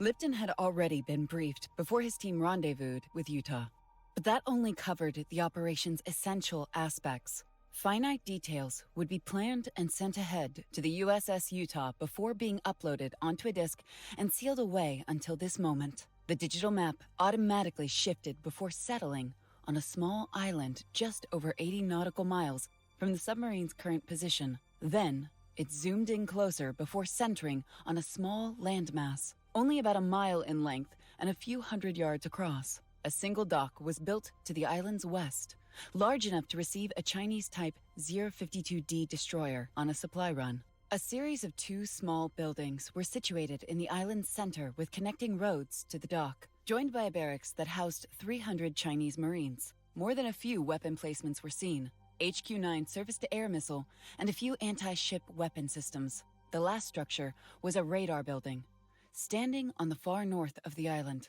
While well hidden, there were indications the buildings had other purposes, as a massive power grid and external refrigeration units could be seen, which would not serve any of the soldiers' immediate needs. Indeed, much larger and more critical islands in the area would have easily overlooked this installation. Intelligence has confirmed that this island, codenamed Manta, is a secret Chinese viral weapon research facility. It houses some of the worst stuff imaginable, all of which can easily be put on any number of warheads and fired at targets upward of 500 miles. A particular bad germ, known as the Pangu Virus, has our boys back in Washington worried, Lipton said. Lipton began cycling through the files, each revealing high-resolution images of Manta. He focused on the main facility where they believed the virus was being kept. The most significant pictures were a series of blueprints that had somehow been hacked from a Chinese server or smuggled out from a record room in some highly secure government building back on the mainland. The facility seemed simple enough, with various corridors and officers surrounding a central chamber, serving as the research floor. We know that 6 years ago, the Chinese military used an earlier version of the virus on their people when a small village in the Kaizian district was exposed by a weaponized version of the Pangu Virus. The death toll was 100%, with some 1,500 people dead in as little as a week. If this weapon were ever to be used against a civilian population, such as Manila, the closest high-value target in the range of Manta, it would make the Liberty Island attack seem like a chickenpox outbreak. We're destroying it then? Asked Chief Lewis. As much as I would like to say yes to that question, we've been instructed to capture several samples of the virus and bring it back home. The rest is to be destroyed using thermite charges, Lipton replied. This should be interesting, Lewis added. Thankfully, we won't be doing all the legwork ourselves, Lipton stated. The map shifted to the north of the island as a new set of images were shown, detailing a raiding party of 6 vessels to head for the island and strike various points along the northern coast. A group of Vietnamese pirates has been commissioned and kindly asked to provoke the Marines stationed in Manta, so we can enter, get our sample, and extract swiftly. Hopefully without too much of a headache, Lipton said. Those poor bastards won't last long against the Marines, Petty Officer Carmen said. I doubt they'll last 10 minutes. Thankfully, that's all we need. Once the virus has been grabbed and data destroyed, we extract back to the water. We will meet with a disguised cargo ship, the Voyager Dawn, where the sample can safely be stored, Lipton said. With the world's most dangerous viral weapon? Man, I miss the old days when all we were worried about was nuclear annihilation, Lewis added. Everyone chuckled, but the unease in their voices was evident. Each man knew the rules of war had changed since the fall of the Soviet Union. Viral and chemical agents had become the new weapons of mass destruction. Over the past 30 years, dozens of cities worldwide were test beds for terrorists who managed to get their hands on whatever could be dug out of the old Soviet stockpiles. However, Liberty Island had been the straw that broke the proverbial camel's back. Since the attack, the U.S. has been on edge, seeking out any potential threat at home and abroad and neutralizing it. More important was the desire to regain the lead in this war by making or stealing whatever horrible and unthinkable viral weapons other countries might have discovered. Question, sir, Carmen spoke. Why not just head back to Utah? Good point. There's fear that the Utah might be tracked and tied the good old USA to the raid. So, it'll drop us off well outside the range of the island and continue its merry way. The Voyager Dawn will be passing in the opposite direction and should go unnoticed as the ship makes routine trips in this neck of the woods. Understood, sir. Can't say I like it, Carmen said. Well, once this is done, we can rest assured this nightmare will never get out and take more lives. Once Uncle Sam has it locked away, never to see the light of day again, Lipton said. He doubted his own words. He tried to hide his mistrust as well as he could. As the old saying went, it was not for him to ask why, but to do and die. Still, he wished, looking into the faces of his team, he could ease their fears. There were too many variables to consider, as handing a weaponized virus was well outside his comfort zone. Rules of engagement, sir, Chief Saw said. I was just about to get to that. We are expected to reach the island at 0300, so the lab should be minimally staffed. Nevertheless, we can't afford witnesses. So, if it moves, you drop them. Hopefully, once the island goes on lockdown, most non-combatants will be secured elsewhere and out of our way, Lipton answered. Non-combatants, Lewis chuckled. These bastards deserve to die for what they've made. It isn't like we're saintly, Shaw said. Nevertheless, we want to avoid engaging the enemy at all cost. We can't afford to be caught with our pants down on this one, or none of us go home. Lipton quickly shot back. Everyone studied the images, playing in their mind how everything was expected to go, but knowing all too well that anything was possible. Every SEAL worried about the unknown, and how quickly a mission could go south. Make sure everyone goes over the mission packet. Memorize every detail before you get some rest. Let's make sure we pull this one off without a hitch and get home to our families in one piece, Lipton said. Each man nodded their agreement. Copies of the report were handed to each team member as they broke off to catch some shut-eye.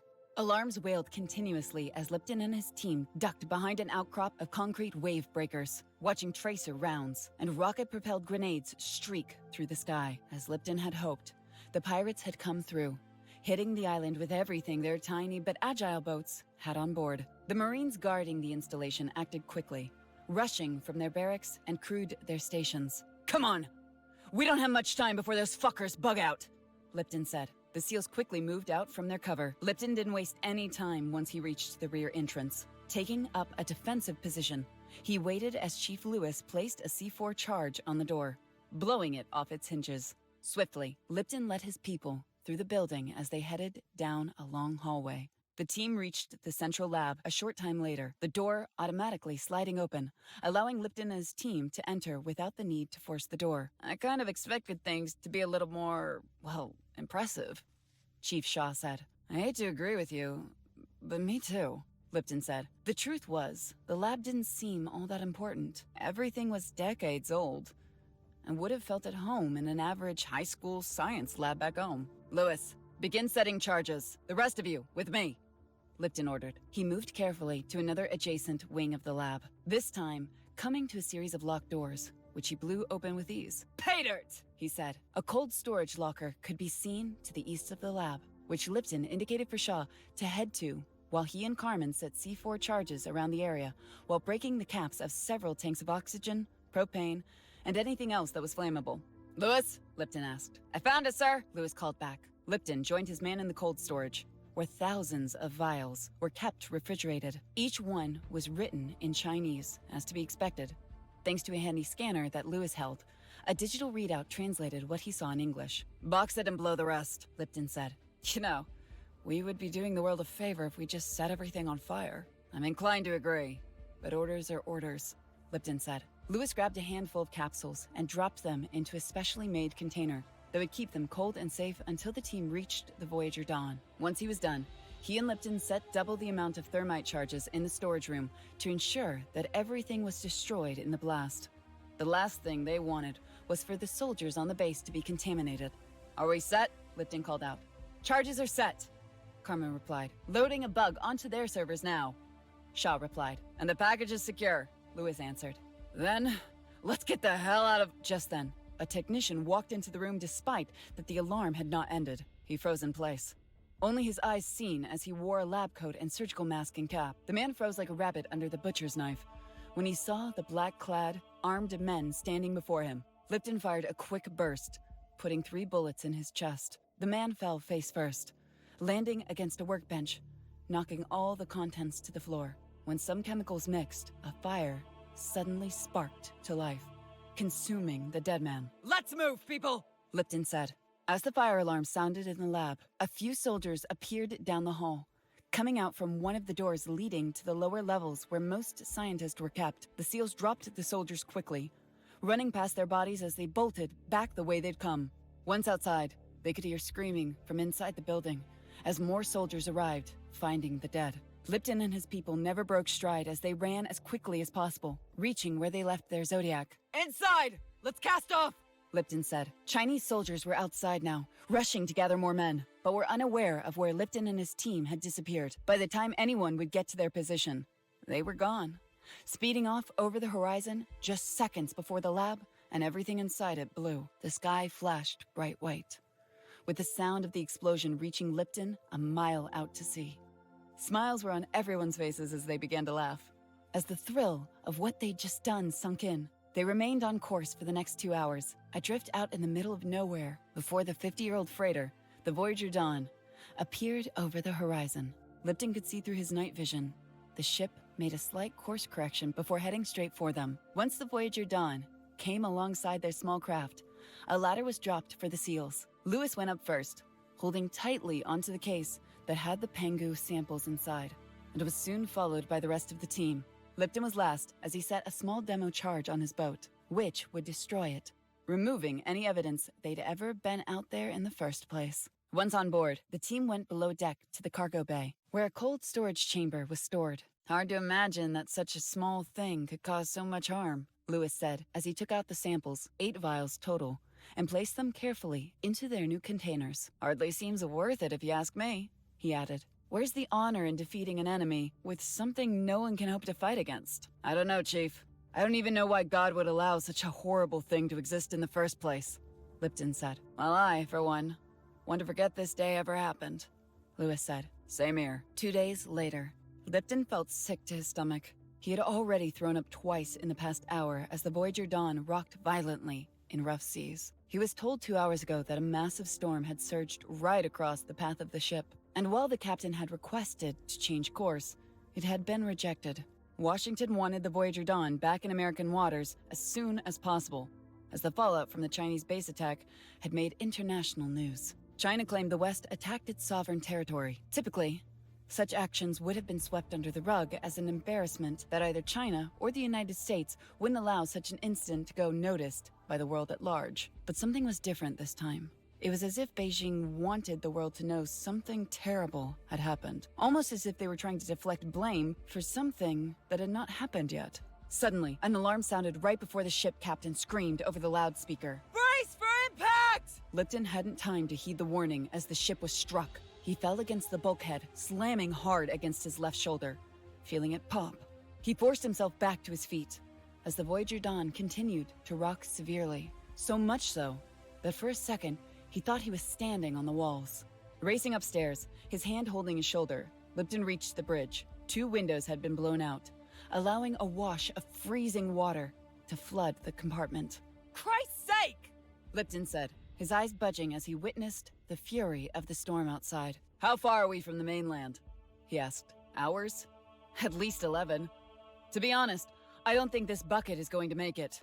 I haven't seen seas like this in ages, the captain said. It is like Poseidon has a personal grudge against you boys, he added. Radio the Coast Guard, Lipton said. He had to raise his voice. Barely a word could be heard as the storm overpowered everything. I can't! The radio is gone, the captain said. What? Are you serious?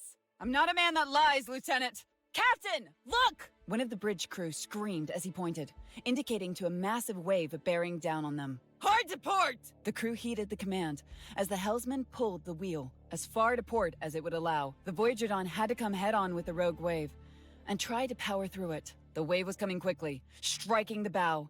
At a slight angle, everyone on the ship's bridge was thrown from their feet and crashed hard against the back wall. A gulf of water flooded onto the bridge, shattering every window as it rolled over the crew, carrying 2 men outside where they disappeared into the darkness. Lipton felt like he was drowning as he swallowed a mouthful of seawater. Lieutenant! Are you all right, boy? The captain asked as he lifted Lipton back to his feet. Get this boat back to dry land ASAP! I need to check on the cargo! Lipton shouted. 2 of his men were already down there, Lewis and Shaw. He ordered them to stay with the sample before the storm hit. Right now, they were struggling to move some debris that had crashed down on someone, pinning them to the floor. Who is it? Lipton asked, joining his men. Carmen! Shaw yelled. We need some equipment to get him out, Lewis said. Lipton could see it was pointless. While he couldn't see his man, save for a single leg, he knew Carmen was more than likely crushed and died instantly under so much weight. The virus. We need to make sure it is secure, Lipton ordered. But Carmen, Shaw said. He's gone. We'll come back for him when we can. But right now, we have to secure our mission. Lipton's words sounded harsh, he knew, but they needed to be told to snap his people back.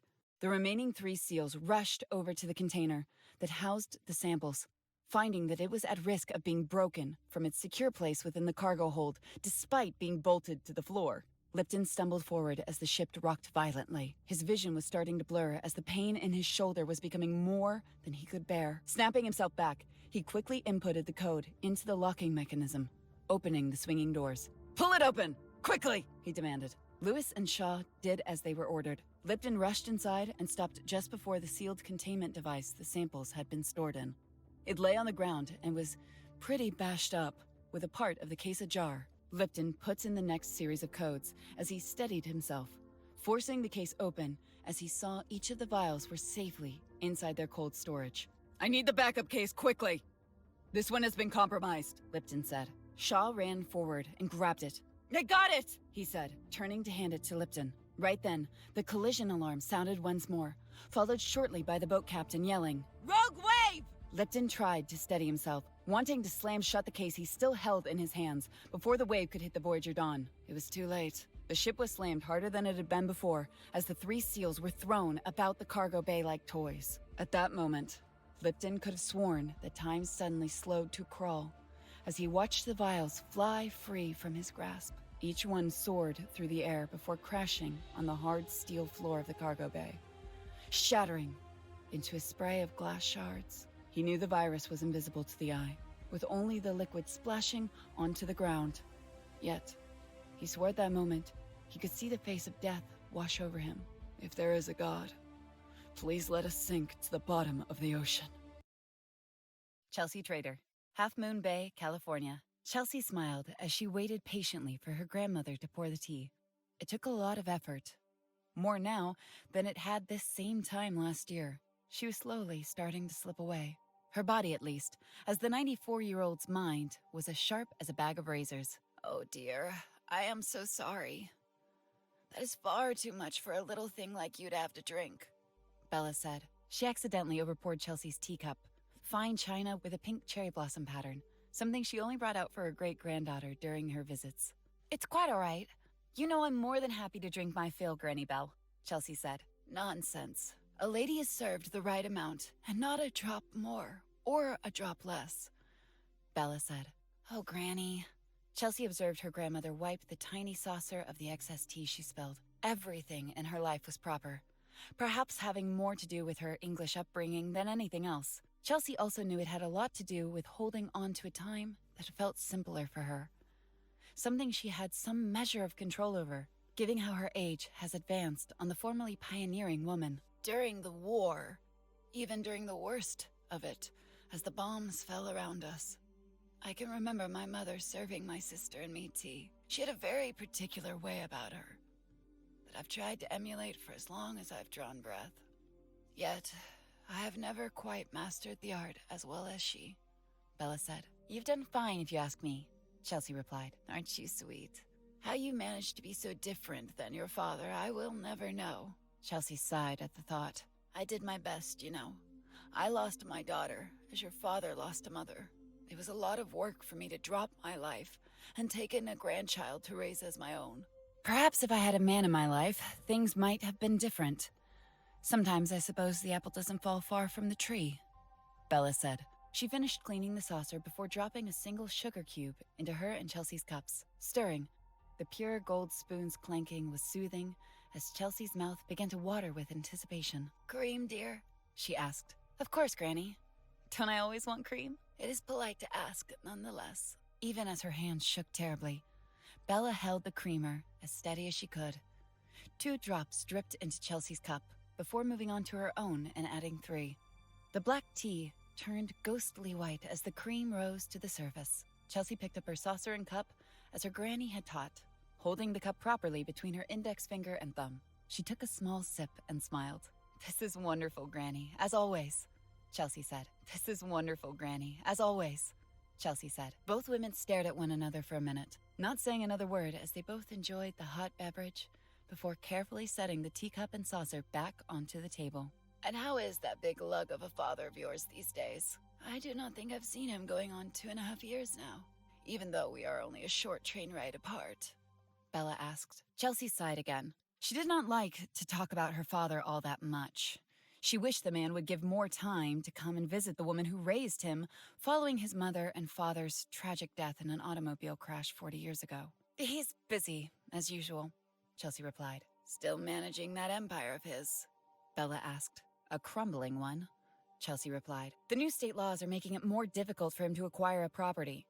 When he does, the amount of taxes he has to pay is quite a lot. He's barely keeping his head above water, she added. So is the fate of a pirate, Bella said, her voice showing more than a hint of sarcasm. He's not a pirate, Granny, Chelsea chuckled. He and that wife of his take people's homes and resell them for profit. If that isn't a pirate, then I don't know what a pirate is. Well, maybe. He certainly does not have a peg leg and a talking bird on his shoulder. He does own a huge boat, though, Chelsea said. Both women laughed as they sipped more tea. And you, my dear, how's work? Bella asked. Difficult. I know I went to school for this, but it is much harder than I ever thought, Chelsea said. Oh? Chelsea corrected herself. I don't mean hard like I can't do it. I mean, It is difficult to be around people that I can't always help. I understand. Nevertheless, what you're doing is very important. At least you can bring comfort to those that won't get better. That is very important. Perhaps more so than you know. Thank you, Granny. I just wish Dad and Mom saw it that way. I don't think either of them has forgiven me for dropping out of Stanford, Chelsea said. You did what you felt was right. Besides, there's always a time to go back to school. Look at me. I did not receive my master's degree until I was in my 60s, Bella said. I know, but things are a little different now, Granny. There are more expectations today than there were in your day, Chelsea said. Oh, nonsense. Women have always had expectations placed on their shoulders far more than most men do. You'll do fine. And even if your mother and father can't get their heads out of their collective asses, and see how you've grown into a strong and caring woman, I at least can. I'm proud of you, Chelsea. A tear came to Chelsea's eyes as her granny rested her hand on hers. Thank you. That means a lot to me, Chelsea said. The ringing of a bell tolled, interrupting the peaceful quiet between the two women. Oh, marvelous. It is bingo time, Bella said, beaming. What do you say we go teach these old fuddy-duddies a thing or two? Bella asked. I would love to, Chelsea replied. Chelsea spent the next couple of hours at her granny's retirement community playing bingo. Before dinner, they took a walk on the beach. Chelsea adored these moments with her granny, knowing that each time she spent with her was one fewer she had left. She always related to the older woman more than her parents. She hated to admit it, but it was the truth. I think you're right, Granny. I need to move out of their house and find an apartment, even if I can't afford to right now. Better to live in a cardboard box than stay another year, Chelsea said. That would be wise, Bella agreed. You are much stronger than either me or your parents, my dear. I've always known that.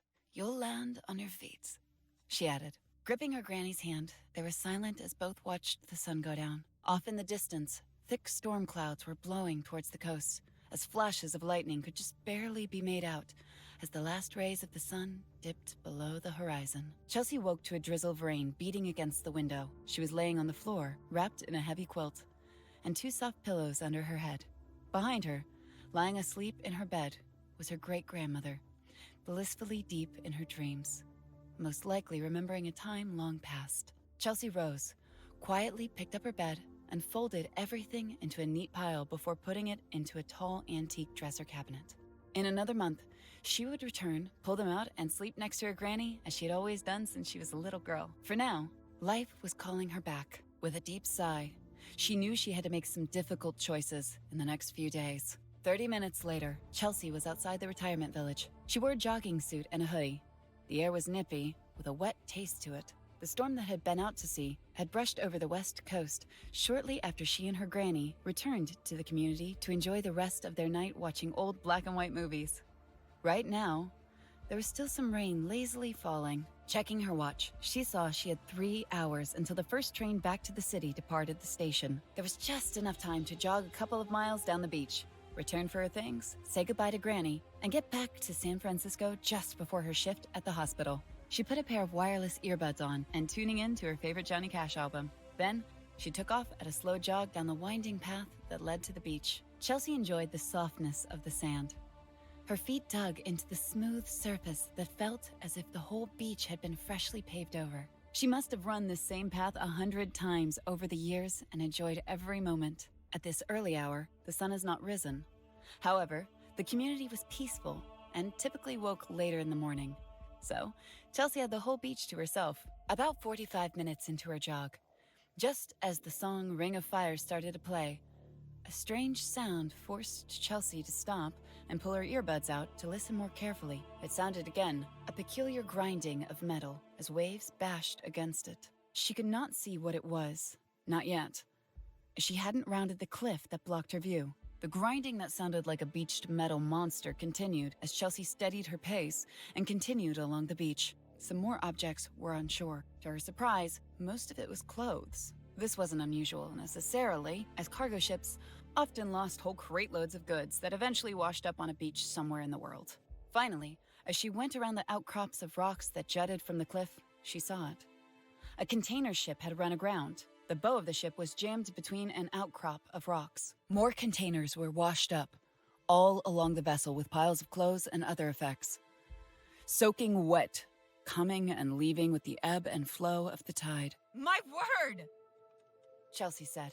She quickly took her cell phone out of her pocket and dialed 911. It rang twice before an operator answered. 911, what's your emergency? Hello, my name is Chelsea Trader. I'm not sure how to describe this, but I was jogging on the beach and I came across a big cargo ship. Unfortunately, there does not seem to be anyone that I can see. As far as I know, I might be the first person on the scene. But anyway, I think you'd better send someone and check this out in case someone on board is hurt. Excuse me? But did you say a ship? The operator asked. Yes, a huge one. It says on the front... Chelsea strained her eyes as she tried to get a good look at the lettering on the ship's bow in the low light. The Voyager Dawn? Okay, thank you. We'll have a patrol car there as soon as possible. Please, miss.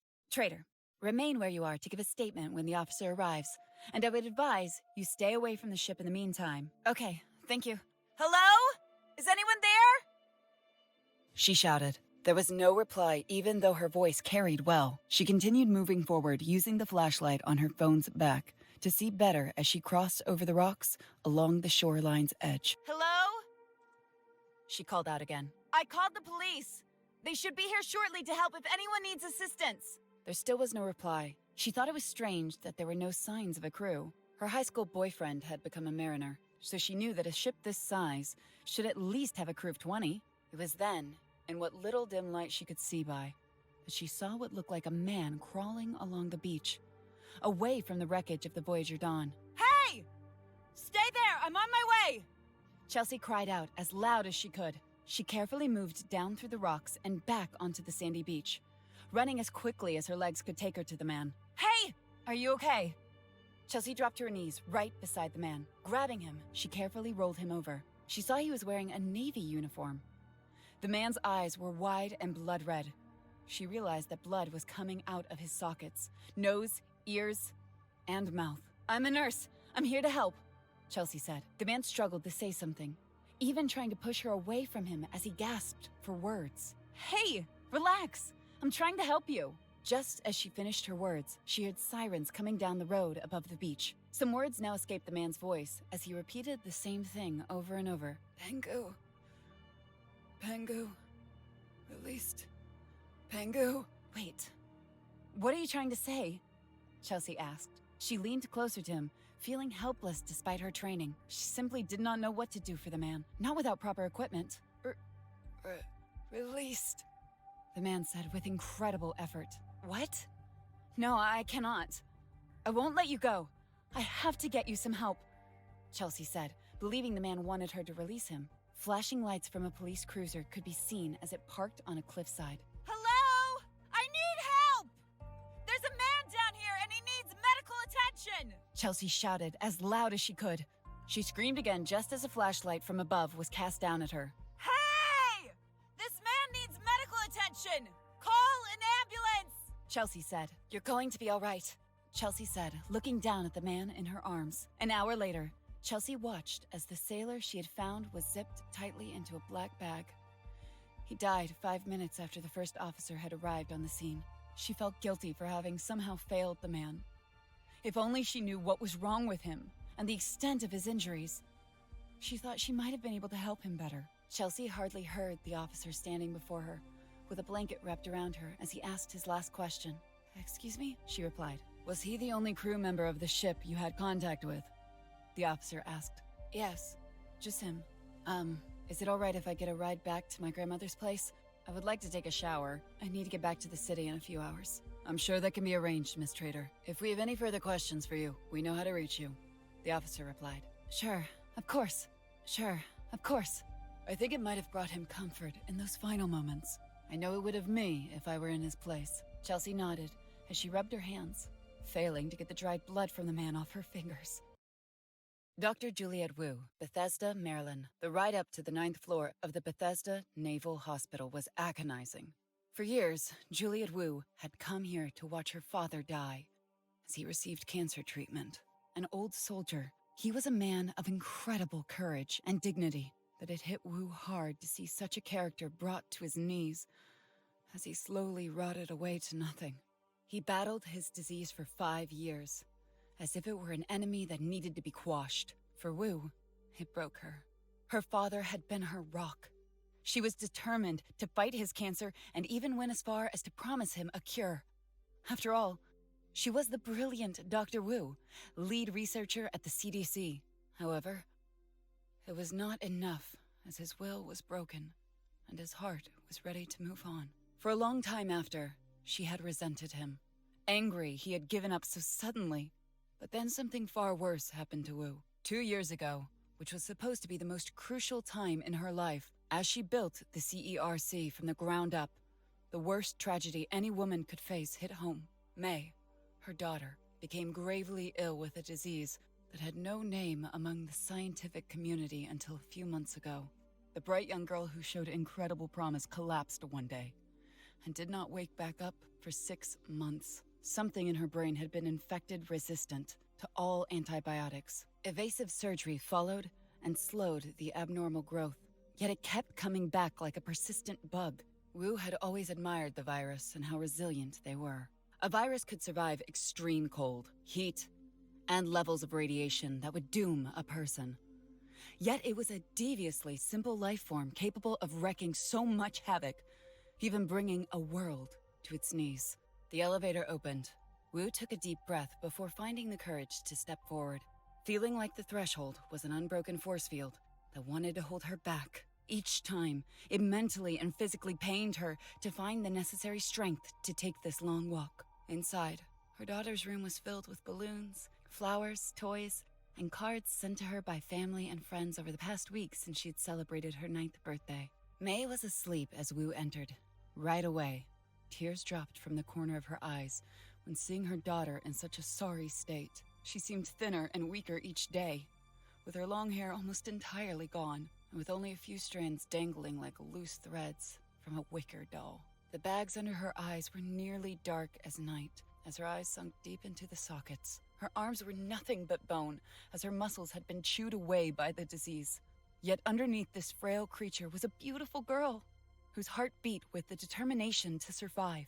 Wu took her daughter's hand and held onto it for a long while as she lovingly stared down at her sleeping child. Subconsciously, May gripped her hand with what little strength she could manage. "Julia, I was hoping I might catch you today," Dr. Carter said as he entered the room. "John, it's good to see you," Wu replied, not turning to face her friend. "She's been asleep for a while. I think she had a good day. She was up for a little while and even managed to walk down to the nurse's station. The ladies love her. I believe they even let her answer a few phone calls," Dr. Carter said. "But still no improvements?" Wu asked. Carter sighed and he handed May's chart to Wu. "Sadly, no. Her condition is progressive and aggressively getting worse. I don't think she'll be able to maintain her motor skills much longer, as the disease is spreading deeper into the brain." "It's quite impressive, isn't it, John? This thing in my daughter's skull," Wu said. She looked over the charts, reading the latest CT scan of her brain. "I don't know if I would view it that way, with all due respect," Carter replied. "The May syndrome, we've agreed to call it. My own patient zero right here in my arms, and there isn't a damn thing I can do to make it better. I think, John, sometimes this is nature paying me back for killing so many of her creations over the years," Wu said. "You've saved a lot of lives, Julia, and you're going to save a lot more," Carter said. "But not my May." Wu rubbed her daughter's forehead as she cried, but was too embarrassed to turn and let another see her weakness. "She still has some time. There are treatments we've not tried yet. We need her to get a little stronger, and we can move her on to the next stage of trials," Carter said sympathetically. "Mama," May said in a soft voice as she opened her eyes. "I'll leave you two alone. If there's anything you need, I will be close by," Carter said before he turned and left the room. "I'm right here, baby. I heard you had a fun day," Wu said. "I did. I got to be a nurse. But then I got tired and wanted to go to sleep." May said. "Did you have good dreams?" "Yes. I dreamed of Daddy and you in the park we used to play in." May said warmly. "Those were good days," Wu said. "Daddy came by yesterday. We played the whole day, did you know?" "I did.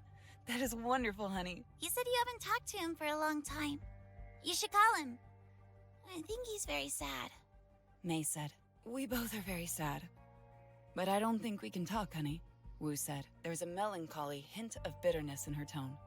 May's father had walked out 3 years ago, not too long before May's illness took hold. Daddy still loves you, Mama. I know he does.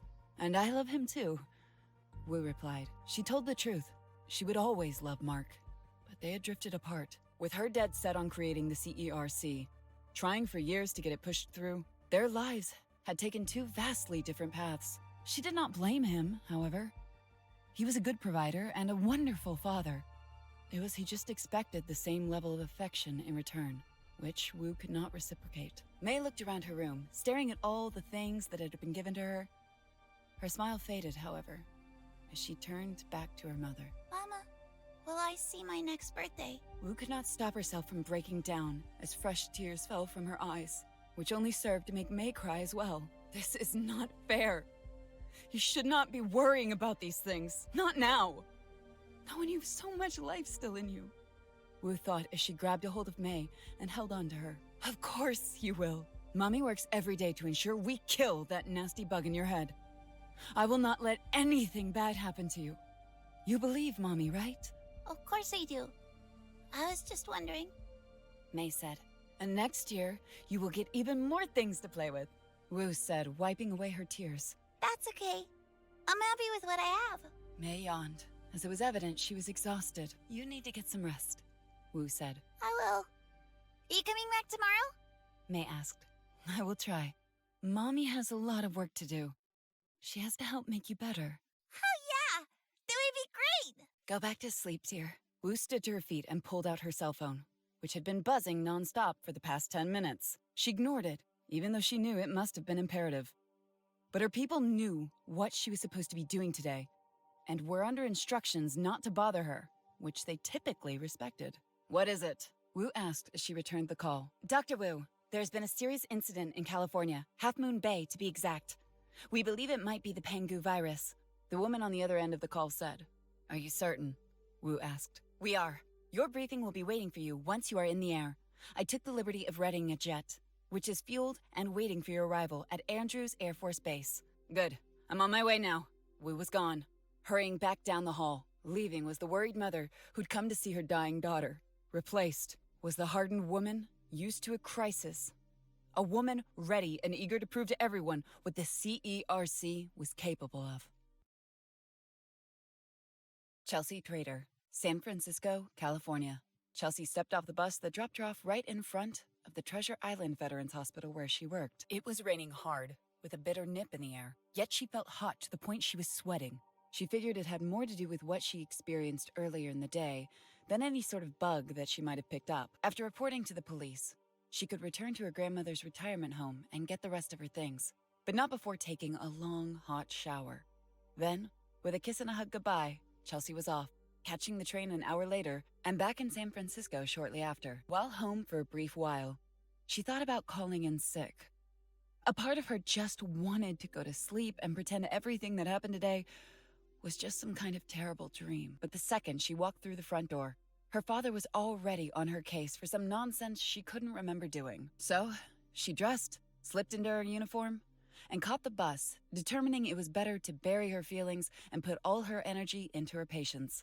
At least she could help, unlike that poor man on the beach. I wonder what's going on, said Patty, one of Chelsea's coworkers. On her break, she was sitting on one of the benches outside the hospital smoking a cigarette. Turning back, Chelsea saw a dozen police cars speeding along the Oakland Bay Bridge. I don't know. Maybe there's an accident, Chelsea replied. Hey, I thought you were quitting, she asked, looking back toward Patty. Patty smiled as she rubbed the butt of her cigarette in the ashtray. That was my last one, Patty said. I hope so. Those things will kill you, Chelsea said. A lot of things, dear, can kill me. Might as well enjoy a vice here and there, Patty commented. I would try chocolate. The only thing it will kill is your waistline, Chelsea joked. Honey, that isn't a problem for you. Me, on the other hand. Patty paused and looked closely at Chelsea. Are you okay? You look a little flushed, she asked. Oh, I'm fine. Just a little too much exertion in the morning, Chelsea replied. Right. Exertion, Patty smiled. What's his name? She asked. Oh, stop. I'll see you inside, Chelsea said. Okay, hon. I'll be up shortly. The hospital was a bit busier than usual, which was expected given it was cold and flu season. However, Chelsea felt a bit odd as she walked through the lobby. Her senses seemed heightened as every sound, whisper, and beeping of instruments in the patient's room made her feel jumpy. Chelsea hurried her pace, wanting to get away from the crowd as quickly as possible. She decided to skip the cafeteria, where she would typically grab a cup of coffee before heading upstairs to begin her shift. Once she was alone in the elevator, she began to feel a bit more at ease as her mind cleared and the temperature dropped. Exiting the elevator, she only had to walk a few feet to reach her station. The nursing staff was all looking up at the TV, which was tuned to the local news. "Hey, Chelsea! Have you heard about what's happening in Half Moon Bay?" Steve said as Chelsea put her bag under her desk before signing in. "Your grandmother lives there, right?" he asked. "Yeah, and no, I haven't heard about what is happening there. So why am I lying about this?" she thought to herself. "It's pretty insane. The feds rolled in and closed the whole town down. They're reporting the C.E.R.C, or whatever those new guys are called, are afraid there's some sort of environmental hazard. God, I hope this isn't another Liberty Island." "Are they saying anything else?" Chelsea asked, wondering if there had been any mention of the cargo ship. "No, they're being pretty tight-lipped about what's going on. Certainly it isn't helping us, though. We have twice as many patients as usual, thinking every sneeze is another attack or something," Steve said. "I'm sure it is nothing and will blow over by tomorrow," Chelsea said. "I hope so. Well, you have a full house today. Your patient list is called up. As for myself, I have a hot date tonight. I'll catch you tomorrow," Steve said as he grabbed his backpack and coat. "Thanks, Steve. I'll see you tomorrow," Chelsea replied. Chelsea printed out her patient list before starting her rounds. It did not take too long before her typical routine set in, and her mind focused solely on the people she was charged with caring for. Hours later, Chelsea was making her second rounds of the day, going to each of her patients' rooms to take readings, jot down their vitals, and generally have a conversation with them. It always saddened her that many of her patients were alone with no family to speak of. Most were old veterans from previous branches of the military or families of vets. Most were generally forgotten now that their service was over. But many still suffering from ailments from long-forgotten wars relegated to history books. "How's it going, Mr. Marshall? Did you sleep well?" Chelsea said as she walked into her last check-in. "Much better now that you're here, my dear," he replied. "Aren't you the sweetest?" Chelsea said as she wrote down Mr. Marshall's blood pressure and heart rate into her pad. "Not as sweet as you. You know, of all the nurses that take care of this old sailor, you've got to be my favorite." "Oh?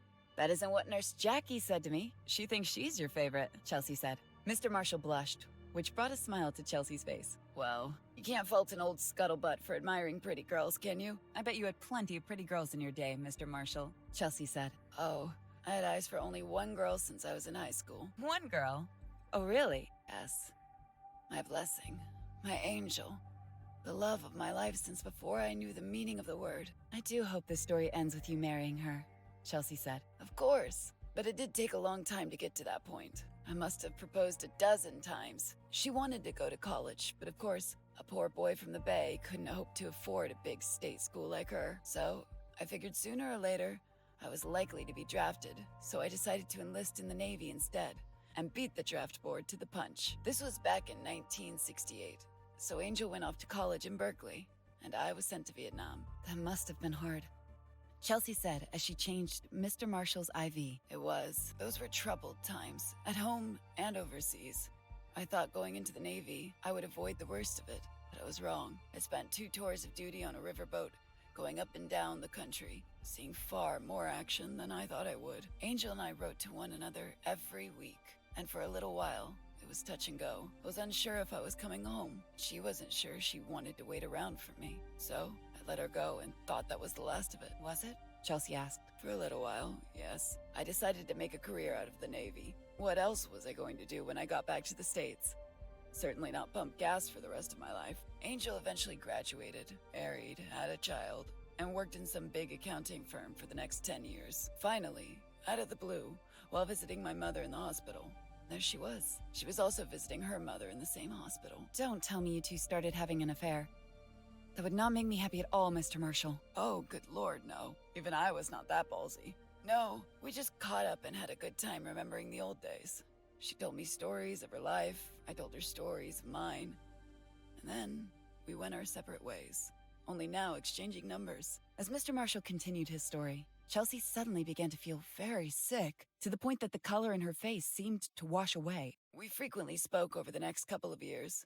Her marriage eventually came to an end, and I retired from the Navy. It was around that time that we thought it might be worth giving us another try. He stopped his story as he saw Chelsea's worsening condition. Are you okay, dear? You look horrible. I'm not feeling very well. Would you mind if I pick this story up on my next rounds? Chelsea asked. Of course. Take care of yourself. I'm not going anywhere, Marshall replied. Chelsea left the room, rushing so quickly to the nearest bathroom that she almost crashed into the chief surgeon. Sorry, she called out, darting into the bathroom. The second she reached the toilet, she threw up. She remained sitting on the bathroom floor for a good 5 minutes, trying to catch her breath. Chelsea? The voice of the chief surgeon said as he walked into the unisex bathroom. Yes, doctor? Chelsea said. Chelsea flushed the toilet and exited the stall before walking over to the sink to wash her hands and face. I'm sorry, Dr. Wells. I don't know what's gotten into me, Chelsea said. It's quite all right.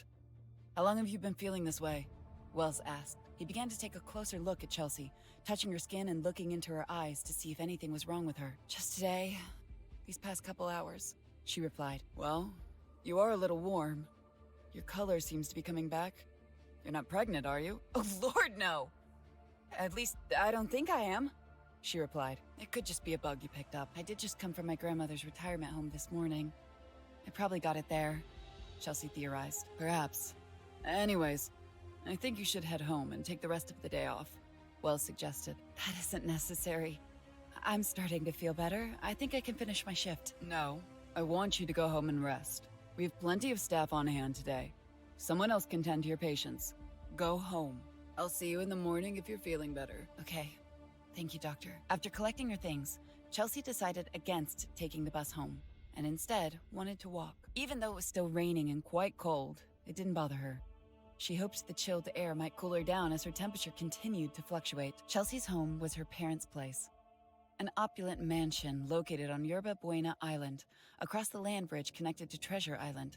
The estate was quite large for such a small area, with several more modest mansions dominating the affluent neighborhood. The Bay Bridge loomed overhead, jetting through the fog towards San Francisco, which she could barely make out between the white haze. She had to climb up several steep hills to reach the borders of her family's home, choosing to use the side entrance over the main gate, which brought her around to the back where an artistically shaped swimming pool, big enough for a high school swim team to use, was. The home was ultra-modern, with squared construction and large windows that looked less like glass than a natural extension of the walls itself, allowing no one to look inside, but giving a magnificent view from within. To Chelsea, this was a symbol of her parents' little empire, as both her father and mother ran one of the most dominant and profitable real estate agencies in the city. To both, image and status were everything, and this house was a monument to their success. Opening the side door, Chelsea wanted to be quiet. Her parents typically noticed she was home, but she did not want to see either of them today. No such luck. Chelsea, I thought you had work, Nancy Trader said. Her mother, slightly startled as she turned the corner from the kitchen area and nearly bumped right into her daughter. I was sent home, Chelsea replied. Sent home? Were you fired? Ted Trader, Chelsea's father, spoke up as he walked into the room following his wife. His head was buried in his cell phone, but the man had proven to be a world-class multitasker. No, I was not fired, Ted. It is father, dear, Nancy said. Chelsea rolled her eyes. She had taken to calling her dad by his first name over these past 8 months, which irritated her mother to no end. Don't you have people to take care of? They don't just send a nurse home unless you did something wrong, Ted said. Oh dear, you didn't get someone killed, did you, honey? Good Lord, Mom. No, I did not get someone killed. If you want to know, I'm a little sick and Dr. Wells sent me home, Chelsea said. Is what you do so unimportant that you would be sent home with the sniffles? Ted, Nancy barked. I'm only asking, he replied. You know what? Chelsea paused, her head now throbbing so bad that she could not bring herself to finish her thought. Yes, dear? Nancy asked. Forget it. I'm going to my room to get some rest.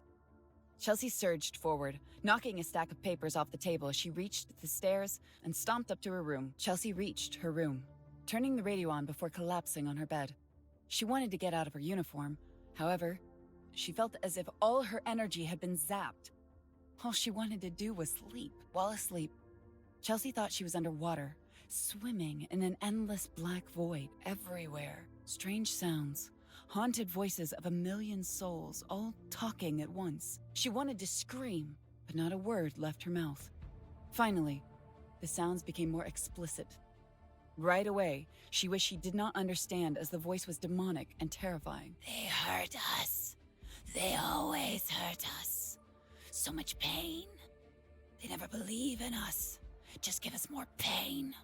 It said over and over. Chelsea tried to scream and block the voice, but nothing dimmed the ferocity of its word. No matter what she did, we should head them back, it shouted. Chelsea woke, rising to her feet in one motion. She was covered in sweat, as she felt as if she'd been pulled from the pool. Running over to the mirror, she stared at her reflection, barely able to recognize the girl that looked back at her. What is wrong with me? She asked. She turned her music up louder, hoping that would lessen the sounds that beat inside her skull. Everyone hurts us, it said again. Shut up! Chelsea said, bashing the palms of her hand against her head. No one deserves us. They hurt and hurt and hurt. Shut up! We have to hurt them first. Shut up! Chelsea went mad, tossing things from her bookshelves, raking the mirror, while clawing at her walls, bashing her fist over and over. You are a worthless child. I should have had a son. At least he would not have been such a disappointment. The voice of her father sounded in her mind. Why can't you be an ordinary girl, like the ones at school? Her mother said. You are worthless and weak. You give up too quickly. Because of that, you'll never accomplish anything of worth. Honey, you could be so pretty if you allowed yourself. Look at you. You're wasting your life away helping sick people who couldn't possibly help you in return. How pathetic. A boy will never want to marry you looking like that. What is that crap in your hair? Are you a prostitute now? Why can't you be more like your father? He is driven and ambitious. You've accomplished nothing. You'll be nothing. Chelsea couldn't take it anymore as she collapsed onto her knees, screaming. What the hell is going on in there? Don't you know I'm trying to work? Ted said as he burst through the door. What in Christ's sake is wrong with you? Look at this goddamn mess, little girl! Chelsea said nothing. She remained still. Do you hear me? Look at me when I'm talking to you! Ted grabbed Chelsea by the shoulder and tried to pull her up. He did not have to, as Chelsea rose to her feet and turned to face her father. My lord! What is wrong with you?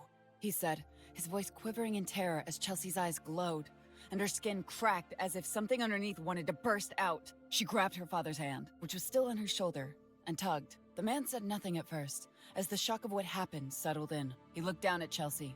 She held something in her hand once she pulled away from him. It didn't seem to dawn on him at first that what she was holding was a bloody stump that was his arm. Not until he glanced over at his shoulder and saw she'd torn the thing clean off at the joint. What's wrong, Daddy?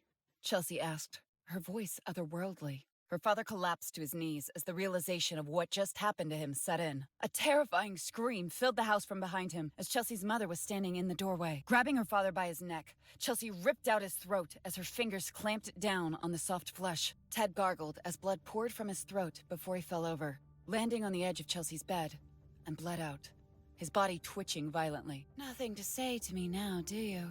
Chelsea said to her father before he died. Nancy continued to scream, turning from her daughter, and ran. Oh, Mother, Chelsea said with a wicked smile as she gave chase. Nancy screamed frantically. She ran downstairs, racing through the halls, trying to get away from her daughter. But each time she looked back, Chelsea was right there. Then she felt something strike her, which caused her to fall forward and land face first on the hardwood floor. Nancy looked back and saw the severed stump of her husband's hand lying next to her as Chelsea threw the body part at her from across the hall. You two have always been inseparable, Chelsea said. Nancy struggled back to her feet, but could not get very far before she was grabbed by Chelsea and tossed 15 feet through the air, crashing through a stack of wine bottles that had been among Ted's pride and joy. Nancy could not get back to her feet, falling several times as liquor covered her body, and countless shards of broken glass had pierced her skin. She crawled and managed to reach the garage. Her right leg was broken. Nancy looked up at the gun locker that was set against the opposite wall. She crawled to it, leaving a long streak of blood and wine, which mixed until it was indistinguishable. Chelsea was behind her, now slowing her pace as she watched her mother struggle to reach the gun cabinet, which would have been futile even if she had the strength to stand, as the cabinet was locked. Reaching down, Chelsea grabbed a fistful of her mother's hair and lifted her off the floor, where she dangled like a fish caught on the line. Please, Nancy struggled to say. Am I pretty now, Mother? Chelsea asked. Before her mother could utter another word, Chelsea bashed her skull down on the hood of the car. The first impact did not kill her, as the side of her face split open. But on the third, She was dead as bits and pieces of her head came loose under Chelsea's grip as she continued to thrash her mother's head into the car. Finally, when hardly anything was left of her mother, Chelsea stood back. She felt powerful and felt connected to everything. She felt her mind reach out to others that she'd connected with and called them to wake up with her. "None of you deserve this world," Chelsea said in a low, guttural voice. Dr. Juliet Wu, Half Moon Bay, California. Dr. Wu rode in the back seat of a black government SUV. It drove slowly through the perimeter the Highway Patrol had set up around the Voyager Dawn crash site. A mob had gathered, along with a dozen news outlets, as word had reached them about the beached ship. Without answers, the media speculated on what happened. During the flight to California, Wu read up on the CIA's report on the Pangu Virus. She was aware of it, and what the Chinese military had done with it years ago. Using an earlier weaponized version on their people, she had advised the president back then of the need to get our hands on a virus sample. What little information had been smuggled out frightened her. It would appear the Defense Department finally listened. However, they failed to advise her and the C.E.R.C. of the operation, where she could have given them greater insight on how to transport the sample back to the United States properly. Their hubris, as usual, got the better of them, and now it was up to her agency to clean up the mess. Wu's vehicle stopped on the road that overlooked the Voyager Dawn beaching site. Standing outside her car was Dr. Victoria Kira, a former viral researcher for the World Health Organization, until Dr. Wu recruited her. The woman was brilliant, resourceful, and professional. Her natural good looks were the only thing that seemed to get in her way. Men tended to do a double take when she entered a room, which only served to irritate Kira to no end, as she prized her abilities and mind above anything else. Dr. Kira walked over to Wu. An umbrella was held out for Wu to take as she exited the vehicle. "Look at this. What a mess," Wu said. "Indeed, Doctor.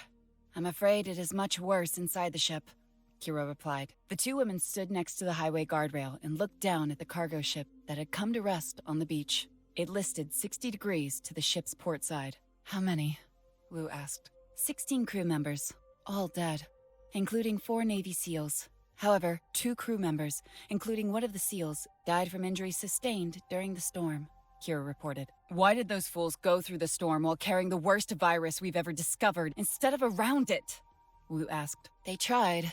Langley wanted the samples back in the U.S. as quickly as possible. The Chinese are not too thrilled about the attack on their island either. They're making quite the fuss about it," Kira answered. "Covering their ass, more like it.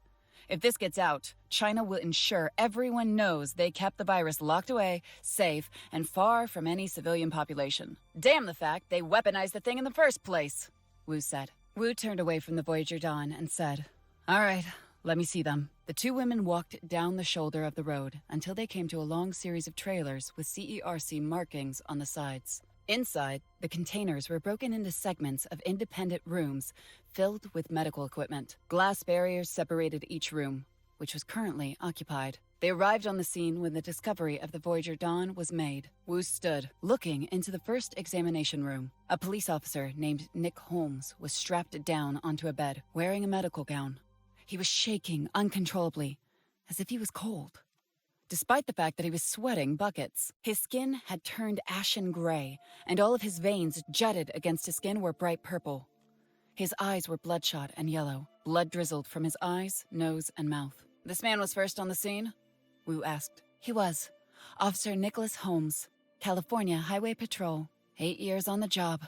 He had direct contact with the woman who called in the Voyager Dawn, Chelsea Trader." "Did the rest of these people have contact with her?" "Some of them, yes. Others appear to have gotten sick from direct contact with Officer Holmes." "This isn't right. The virus is progressing too quickly. Why aren't they dead already?" Wu asked. More to herself than to Dr. Kira, Wu pressed the receiver button on the side of the wall and spoke. "Officer Holmes, I'm Dr. Juliet Wu, Director of the Center for Epidemic Research and Control.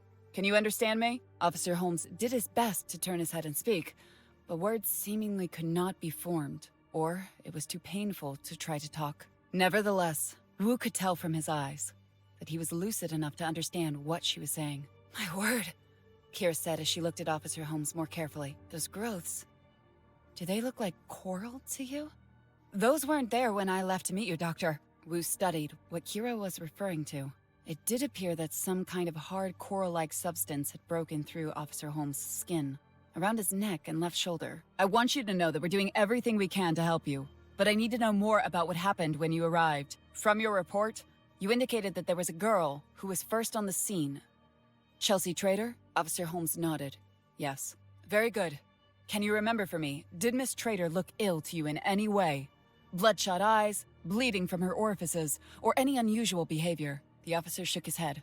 No. Are you certain? Wu asked. He nodded yes. How long between the first 911 call and when Officer Holmes arrived at the scene?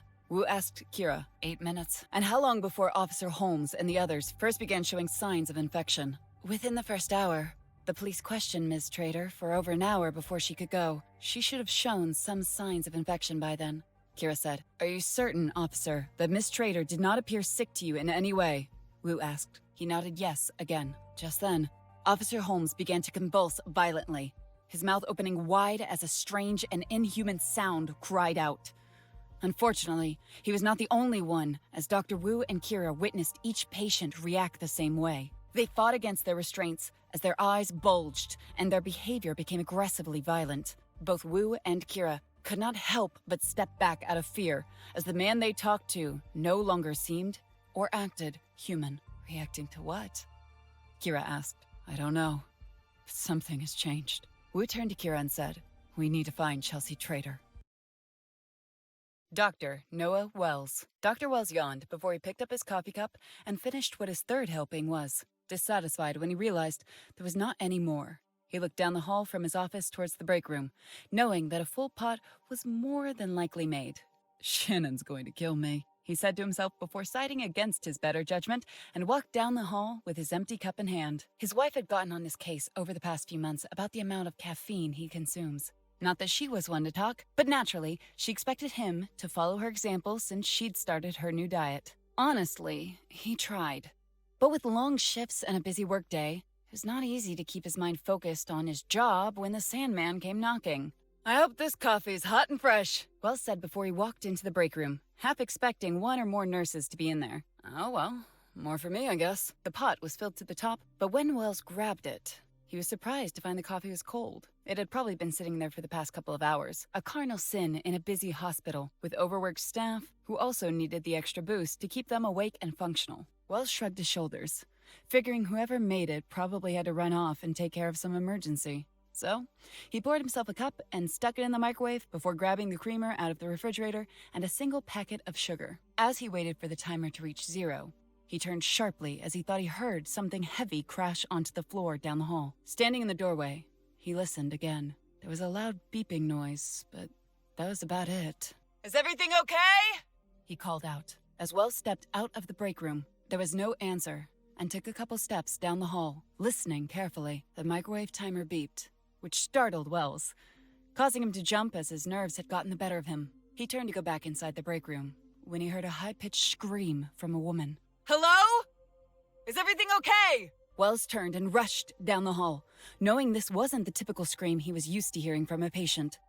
This was primal, like a person would sound like in a horror movie. As he turned the corner, he saw a nurse attacking a woman who struggled against him, her feet slipping in a pool of blood. Hey!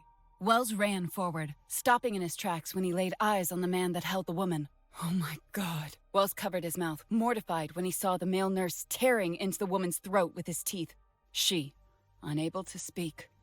She was still alive, looking over at Wells with teary eyes, begging for him to help without words. Wells grabbed a fire extinguisher that hung on the wall and dashed over to the nurse, bashing the extinguisher against the back of his skull. The nurse turned, letting go of his victim as he stared up at Wells with a face covered with blood. His eyes were yellow, terrifying, and seemed no longer human. Wells struck the nurse again as he lunged at him. The nurse's face split open as a mouthful of teeth spilled across the floor. This did not faze him as the attacker turned and tried to rush Wells again. This time, Wells hit the man harder, knocking the nurse to the ground. He did not stop there, as he continued to bash the fire extinguisher down onto the man's head until his skull caved in and brains spilled out over the floor. Wells breathed heavily as he slipped in the pool of blood, falling against the wall. He then realized the woman was still alive as she lay on the floor, looking up at him, her mouth moving as she tried to say something, but could not. Wells crawled over to her and looked for anything he could use to stop the bleeding, ultimately deciding his lab coat was the best choice. Removing it, he shoved it against the woman's throat, which pulsated with streams of blood that squirted out. Someone help me! Wells tried to lift the woman to her feet. She was too heavy, almost dead weight. He continued to lose his grip and slipped in the blood several times. The woman clutched his collar as she was in shock, struggling to speak before her eyes rolled back into her head and her body convulsing. Wells cried out again, but once more, no one heard him. When he felt the woman go limp, he realized she was dead. Wells covered his mouth, mortified by what happened once he laid her down on the floor. It was then that he heard more screams coming from down the hall. He panicked, hiding behind a workstation as a nurse ran past him. She was covered in blood, and her arm appeared to be mangled. 2 men chasing after her, both patients still wearing their hospital gowns. Wells noted the same monstrous appearance in their eyes, as they were more like crazed beasts than men. When he got the nerve, he stood up, ran back to his office, and shut the door before closing the blinds. He reached for his cell phone, which was on the top of his desk, and frantically tried to dial for help. However, there was no signal. Grabbing the landline, Wells dialed again. The phone rang twice before a woman answered. 911, how can I help you? Hello, my name is Noah Wells. I am the chief surgeon at Treasure Island Memorial Hospital. Something strange is happening here. The patients and nurses, they've all gone mad, murdering each other. Sir?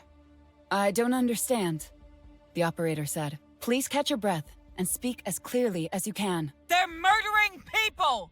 I don't know what's going on or why. You need to send the police here. The SWAT, the army, I don't give a damn. Something very wrong is happening. We have units on the way, sir. I advise you stay where you are as long as you are safe. Don't try what? Hello? Hello, are you there? Wells tried to dial again, but this time there was no signal. Another loud crash sounded, followed by frantic screaming. A moment later, he heard gunshots, 6 in total. Wells crawled under his desk before reaching for a nearby golf club. He crouched down, holding onto his weapon, and waited for the violence to stop. More gunshots echoed down the halls, followed by a feral screaming. There was more running. There was more screaming. After about 30 minutes, the halls were silent once more that Wells decided he could not stay where he was a moment longer. His instincts told him to find a way out of the hospital as he feared one of those things would discover him. Quietly, he moved to his door and unlocked it, slowly opening it and peeking through the crack. He saw a dead body down the hall, another nurse, but he heard nothing else. Wells, with a golf club in hand, moved quickly out of his office. He was on the 4th floor and thought it was best to work his way down instead of up. Slowly, he made his way over to the elevator, but decided against using it. He was unsure if there were any more of those things on this floor that might be close enough to hear it, so instead, he moved into a low crouch over to the stairs. Heading down, Wells heard more fighting and screaming coming from the 3rd floor. A large pool of blood spilled under the access door to this level, indicating that he had to keep going down and dare not venture outside to see what was happening. He stopped, however, when he came across the first set of bodies. At least half a dozen victims were on the floor, some of them with broken necks, clearly trampled when patients and staff rushed down the stairs to escape. As he reached the 2nd floor, he kept going before realizing the stairs leading to the 1st floor were filled with the dead. He struggled to control his breathing and thought if he should continue down. He hated the thought of having to step over people he knew, as more than a few of the victims were hospital staff he was friends with. Ultimately, he decided it was best to try his luck on the 2nd floor. There was another set of stairs on the east side of the level. Maybe they would not be blocked, he hoped. Wells walked out onto the 2nd floor of the hospital. He found more bodies, all of them savagely torn to pieces. He even found a few dead police officers and hospital security guards that rushed upstairs. They had run headlong into something they weren't prepared for. Wells turned when he caught out of the corner of his eye someone charged at him. Wells recognized Fred Douglas, an X-ray technician he had shared a few lunches with over the years working together. He was a nice man, as big a football fan as Wells had ever known. He had a wife and 3 kids, 2 of whom he was putting through college. Despite this knowledge, none of it stopped Wells as he swung his golf club across Fred's face the moment he saw the murderous rage in his eyes. Fred flew over the table as he crashed onto the floor, but quickly sprung back to his feet, despite the deep gash in the right side of his face. The two men fell to the floor with Fred on top of Wells. Wells used his golf club to keep Fred from ripping into his throat as the man savagely snapped at him with his teeth. Help me! Someone help me! Wells screamed. He felt his strength start to waver as his friend was about to sink his teeth into his throat. Blood splashed on Wells' face as he realized something was thrust into the back of Fred's skull, pushing Fred off him once his body went limp. Wells saw a woman holding a mop handle, which she broke to create a makeshift spear. "Come on, take my hand, we haven't much time," the woman said as she held out her hand for Wells to take. He did, without question, as she helped him back to his feet. He realized he knew 5 other people with her, a doctor and a nurse from the 5th floor, and 2 civilians, most likely visitors or hospital employees. More of the crazed infected came rushing around the corner. Run! The woman said. The group turned and ran in the opposite direction as quickly as they could. However, it was difficult getting around all the overturned tables, medical supplies, and hospital beds, all of which had been purposefully moved into the middle of the halls. Wells realized the girl that was saving him was trying to lead the group to the far stairwell. He quickly realized that they were not going to make it. Wait! This way! Wells called out. The group didn't argue as they stopped in their tracks and ran after Wells, who dashed into a part of the hospital where they stored blood and plasma. The infected were right behind them when Wells grabbed hold of the door handle that led into the freezer. He pulled the door open and urged everyone to run inside before he followed and quickly slammed the door just as the infected reached him. The infected began bashing at the door, and for a moment, Wells wondered if they knew how to open it. However, after the first 3 minutes, everyone began to calm down. When they realized they did not understand how to open the freezer, Wells carefully made sure the door was secure before turning to the group of survivors who had found him. One of them seemed severely injured, and the rest were afraid out of their minds. Already, they were beginning to shiver. "It's going to be cold, but at least I don't think those things know how to get in here," Wells said. "I hope so," the woman that saved him said. "You have any idea how to get out of here? The hospital, I mean?" she asked. "At the moment, I think it's our best bet to stay where we are. I managed to call 911 before I left my office. Hopefully, there's already an army of cops outside, ready to storm the hospital. If we stay in here and wait for rescue, I think we should be okay."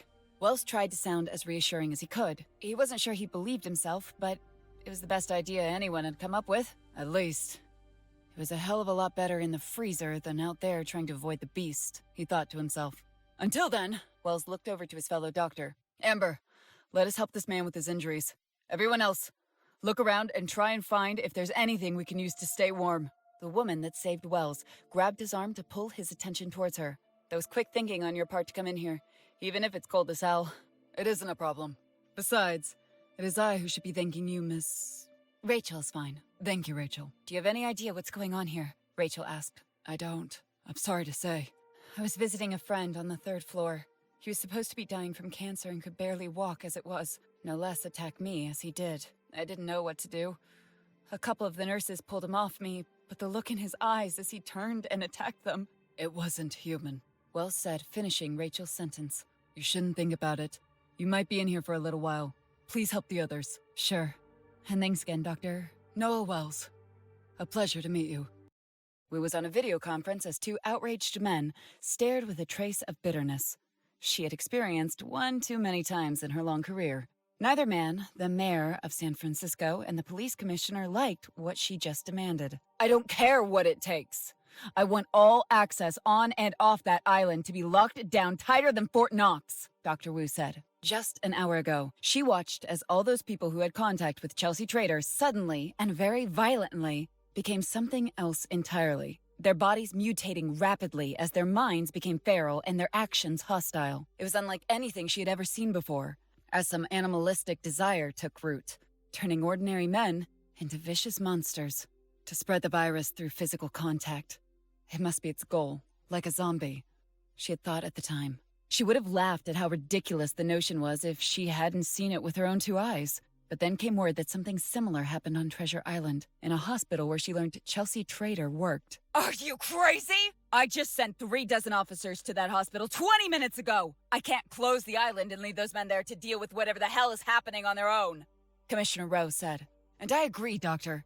If this is as bad as you claim, then I need to get control of that island as soon as possible before this outbreak spreads to the city, Mayor Loeb said. This is exactly what I'm trying to stop, Mr. Mayor. Nevertheless, as authorized by the President of the United States, the C.E.R.C. has full authority to do as we need to control this crisis, Wu said bluntly. Now, close the Bay Bridge and order the Coast Guard to set up a naval blockade of both Treasure Island and Yerba Buena Island before I find someone else to do it for you. Am I understood? Wu demanded. Both men were silent for a long while. I don't like it, and I will have to talk to the governor, Dr. Wu. But for the time being, I will do as you ask, Mayor Loeb said. Mr. Mayor! My men will be trapped on that island fighting something we don't have a fucking clue what it is! The police commissioner said. That's why I can't risk the lives of 8 million people. Do what Dr. Wu has asked. Do try to understand, both of you. I will do everything in my agency's power to end this crisis as quickly as I can. The effort will go a lot smoother now and in the future if I can trust that I have your full support. You do, Doctor. Commissioner Rowe finally agreed. Protecting the people of San Francisco is my only priority, Doctor. Do whatever you need to ensure this outbreak doesn't spread, Mayor Loeb said. Dr. Wu sighed heavily as she ended the call. One crisis of egos averted. Sadly, there are always other fish who think they are sharks, Wu thought to herself. Pilot, what is the ETA of my strike team? Wu asked. Their transport is 5 minutes out, Doctor, the pilot said. Dr. Wu looked out the window of her helicopter as it passed just outside the Coast Guard perimeter set up around Treasure Island. She could not see anything too alarming at this time. Police lights did flash all over the island as public traffic was beginning to back up. She knew for the time, law and order would be maintained. However, if what she feared came true, it would not be long before the virus spread among the population. Those not infected would do everything in their power to get off the island. With 2 major cities filled with millions of people just a stone's throw away from Treasure Island, she feared what it would mean if the Pangu Virus reached a major population center. I should have stayed with the CDC, Wu thought, a joking comment she had said many times in private over the past 2 years. Her chopper banked, coming through the fog and heading towards Alcatraz Island. The former prison turned national park was being transformed into the C.E.R.C's base of operation. She was impressed by the spread of her agency's logistics. She had made sure the equipment needed would be placed in critical locations around the country, kept at local National Guard depots, so the C.E.R.C. could quickly react and contain the outbreak if a crisis were to happen. Of course, not everyone was happy about it, hence the next phone call she got. Mr. Governor, I'm sorry if it seems like I've been dodging your calls, but as you might be aware, I'm faced with a growing epidemic in San Francisco, Wu said. Dr. Wu, I'm not pleased with the aggressive tactics your agency has taken. I have the mayor of San Francisco calling me every 10 minutes, and now I have the head of Federal Park Service complaining that you've turned Alcatraz into your fortress, Governor Blair said. My fortress? Hardly, Mr. Governor. I needed to remind you that Alcatraz is federal property, and it is perfectly within my authority to seize any federal land I might need. Alcatraz is the closest island near the outbreak's epicenter. Thus, the need for this location to be converted to the C.E.R.C's needs, Wu said. Nevertheless, you are playing with fire, Doctor. Playing, Mr. Governor? A poor choice of words. I am sorry, Doctor, but you catch my meaning nonetheless. You need state and local assistance to combat this outbreak as your agency has few allies in D.C. willing to put their neck out on the line if things should turn sideways. I would advise, Dr. Wu, you try to be more accommodating to those on the ground and do everything in your power to keep them in the loop. Wu was ready to bark back at the governor, but decided it was best to hold her tongue. She was too early in the operation to already be dealing with bureaucratic red tape. Everyone wanted to cover their asses. The governor was right about one thing. There were too many disgruntled senators back in D.C. who wished to see the C.E.R.C. fail. I understand, Governor, and thank you for your advice, Wu said after a short pause as she tried to keep her calm. She ignored everything else the man had to say over the next 2 minutes, as she felt as if he was talking down to her. If the outbreak was averted and lives saved, he would take credit for saving San Francisco. If she failed, then the blame could always be shifted to the C.E.R.C. Wu knew she had a trump card, a little-known bylaw, that she could enact to give her and the C.E.R.C. absolute authority even over the civilian government. But that was only authorized in the distress of circumstances, which conditions had not been met. Yes, Mr. Governor, I will make sure that your office is kept informed every step of the way. Hopefully, this crisis will be concluded in a few hours, Wu said, her mind barely paying attention. Very well, Dr. Wu, he replied, choosing to hang up on her, following his last words. Prick, Wu said as the call was dropped. Dr. Wu, The strike team has landed, the pilot said. Very good. Send me down in the courtyard. Roger that.